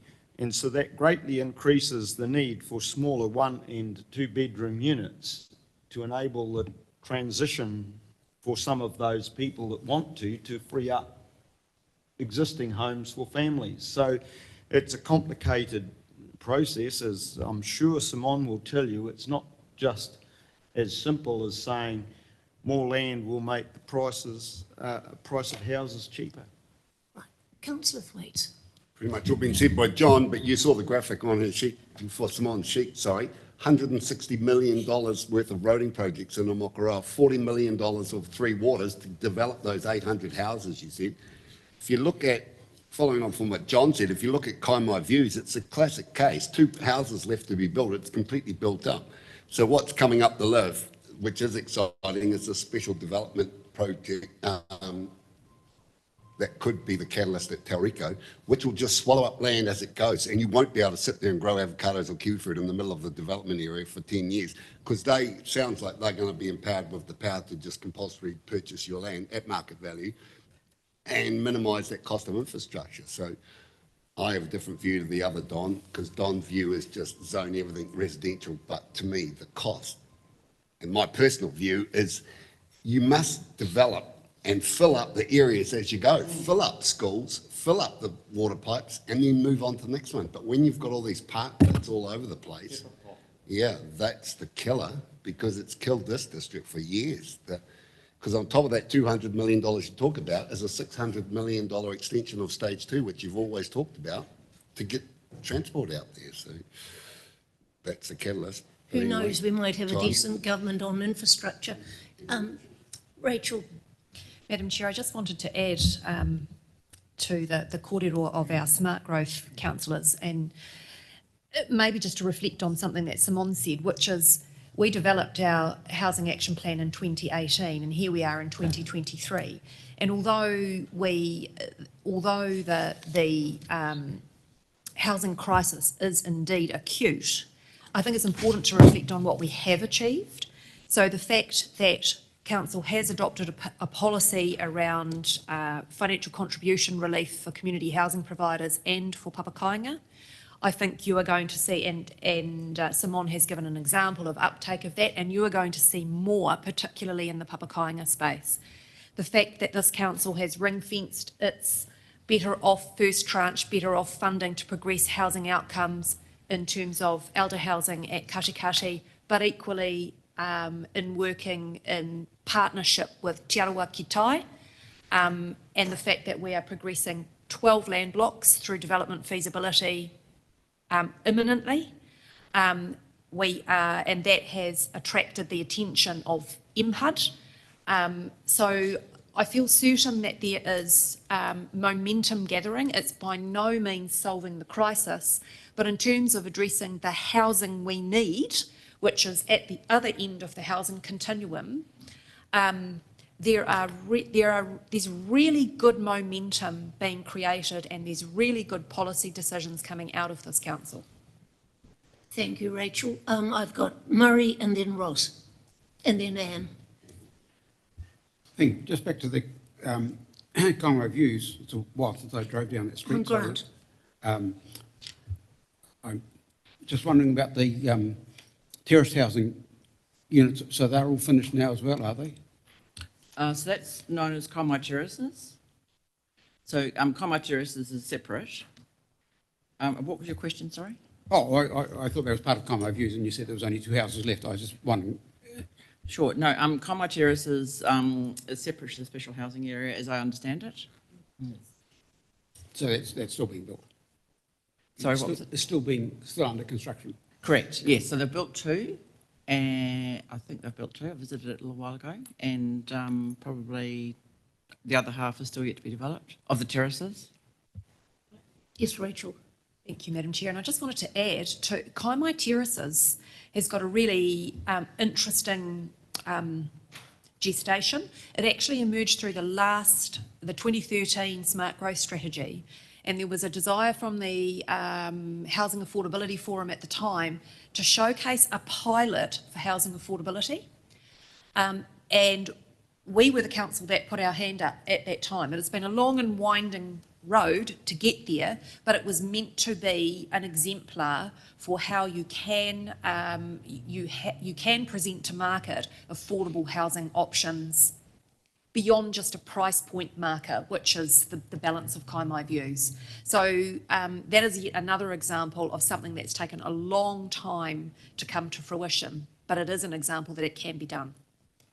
I support you on the question of Papakainga housing, because that's land has not got the cost in it because it's owned already, and I think that's been a huge step forward for us. But we can't quite move fast enough, that's the only thing, isn't it? Ross, it's your turn. Mike, please. Yes, thank you very much, Madam Chair. Now, you've got an example of Browns Drive there. It's not affordable, they're $1 million each, but it's associated also in the area where we've also got another 80 sections in Maranui Estate. Now, not $1 has dissipated from those 2 developments into community improvement through financial contributions or anything, because nothing has actually been put in the strategic plan or catchment plan or whatever else. We can't even get a contribution to a crossing. So you put 150 or more up a present driveway that was established quite a long time ago, and nothing comes back. So it seems as though financial contributions don't flow over into upgrading the present infrastructure. It's only for the internal infrastructure that may be required, like stormwater and roads and all the other bits and pieces. So we seem to be chasing our tail. How do we solve this? Rachel. Through you, Madam Chair, that is probably a tricky question to direct to Simone Yes. Ross, but just one point to note in terms of community infrastructure, the proposed Waihi Beach Library has a proportion of financial contribution funding allocated to it. We can't even get a footpath over to it. You'll have to have a chat to the community board.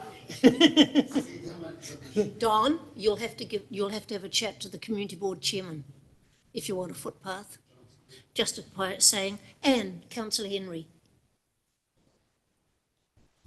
Yeah, so one of the disappointments is how we have not been able to move as quickly. And I hear what you're saying, Rachel, about work happening behind the scenes with a land that is available, which is Maori-owned land, and all it needs is the workings to be able to get together what is needed to put houses on. It's begging for houses to go all over it. I'm just reading here in 2018 that iwi over in Waikato, and I'd always believed that the problem was with the banks, but now the banks seem to be receptive of working with iwi groups about looking at ways that they can actually set up the papakainga where the iwi pays the mortgage from having the houses built with the people paying money for it, and that it has worked, and we have set up a provision to help that by allowing the 10 houses with only one financial contribution. So somehow that's got to gel together. So we are professing to be leaders in this housing space, so maybe we need to talk to our banking advisors in this area to see whether we can work, what can be worked with our local hapu and iwi to get houses on. I don't know.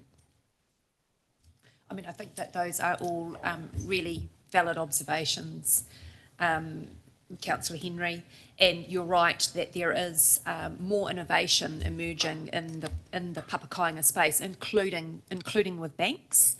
I think the point to note again is that there's no one silver bullet that will solve everything in terms of the complexity of developing Māori land. No. And perhaps just reflecting on the presentation, the Priority 1 presentation, when you're looking at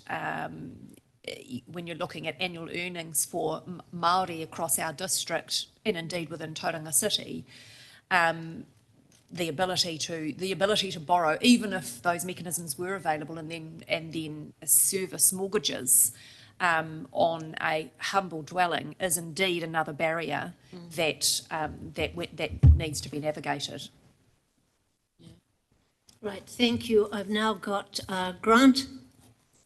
Simon, I'm just interested, in your work, you must have a lot of interaction with some of our local developers.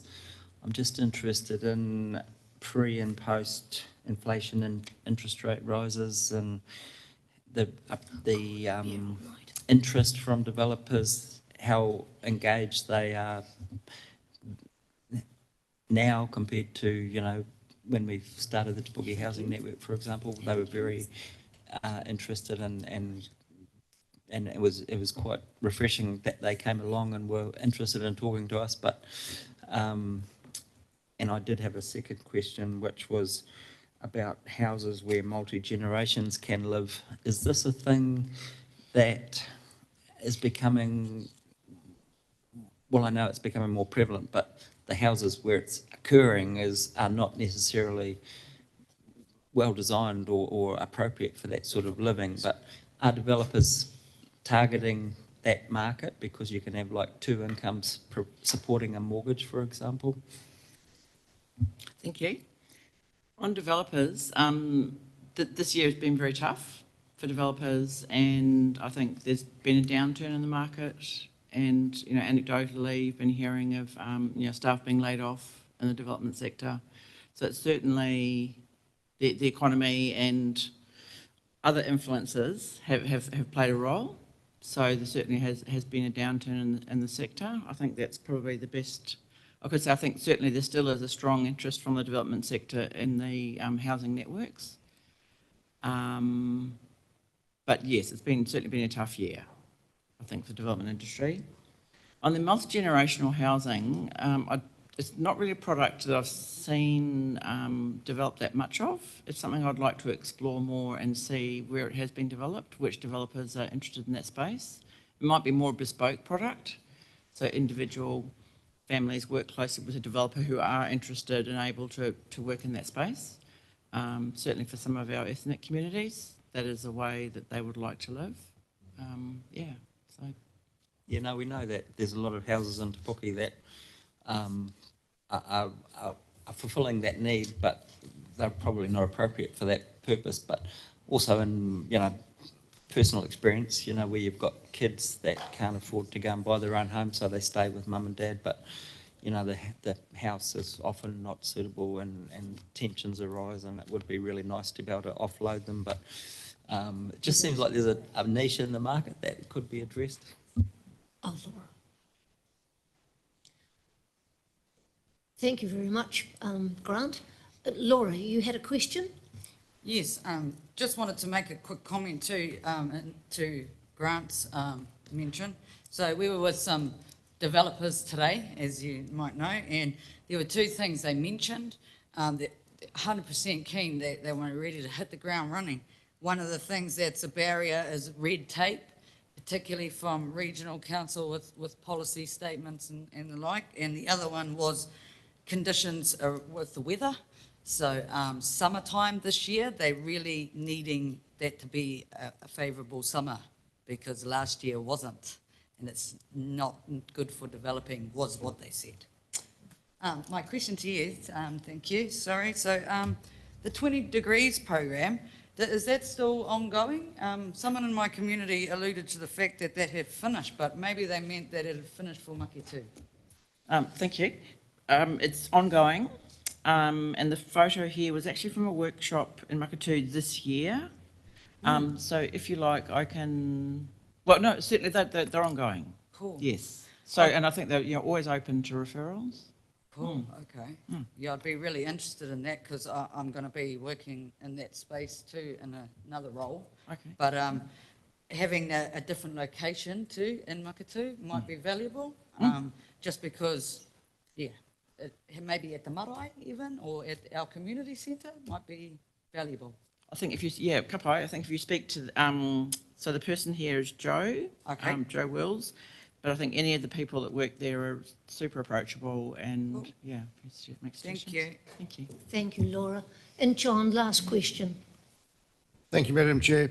I just heard the comment and I've just a bit sort of raised a bit of a question mark. Papakanga Housing, 10 houses, 1 financial contribution. Now, there may be others who will then see commercial opportunity to use that in other ways as well, and that leaves the council at risk of not getting financial contributions. Can the council assure us that that arrangement will not have unintended consequences? So in 99% of occasions, papakāinga occurs on whenua Māori, so it's a particular land status and there is no subdivision. So these are all matters that council contemplated at the time that it created the policy. It's been in place for, this is the 3rd year now, and there hasn't been a floodgates. John, you had a question, comment. A comment, if I could please, in regard to that. I think it's worth noting that in my early years on council, we put in a policy that there would be a 50% reduction for papakāinga housing, and there was no take-up of that offer. And that's when, as Rachel said 3 years ago, is it 3 years? Yeah, we moved to the greater reduction, and there still hasn't been a great rush. So there's other complexities behind why that doesn't happen. And if I could perhaps make another comment while I've got my microphone on, and just to help us understand, I think, how complex the housing issue is. I guess I'm fortunate enough to live in a nice 3-bedroom home with just my wife and me, and we take it for granted. But over the weekend, we had a group of 12 RSE workers in our home for a meal, and they looked at the end of the house and said, "Do you rent this out?" And I have to say, we're a bit taken aback. It just shows the mindset of what they live with and accept is quite different to what many of us live with. And so it makes it a very complex situation. I'm at the stage where I can say we start off with 2 bedrooms, and as the children come along, you then have to get a slightly bigger house, and then as the years go by, you're back to 2 bedrooms again. So it's a great variety of housing that we need, really. But I keep coming back trying to finish this off. And are you going to have the final say? Oh, Richard, are you?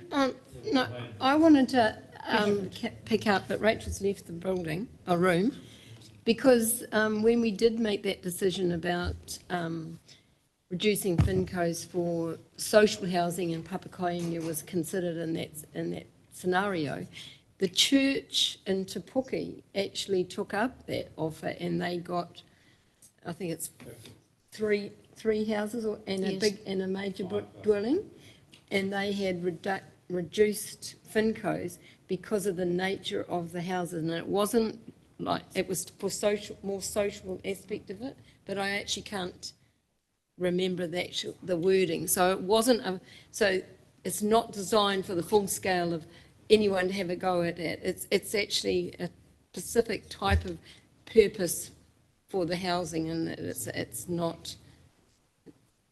It's more social housing. That's what it is. I can't.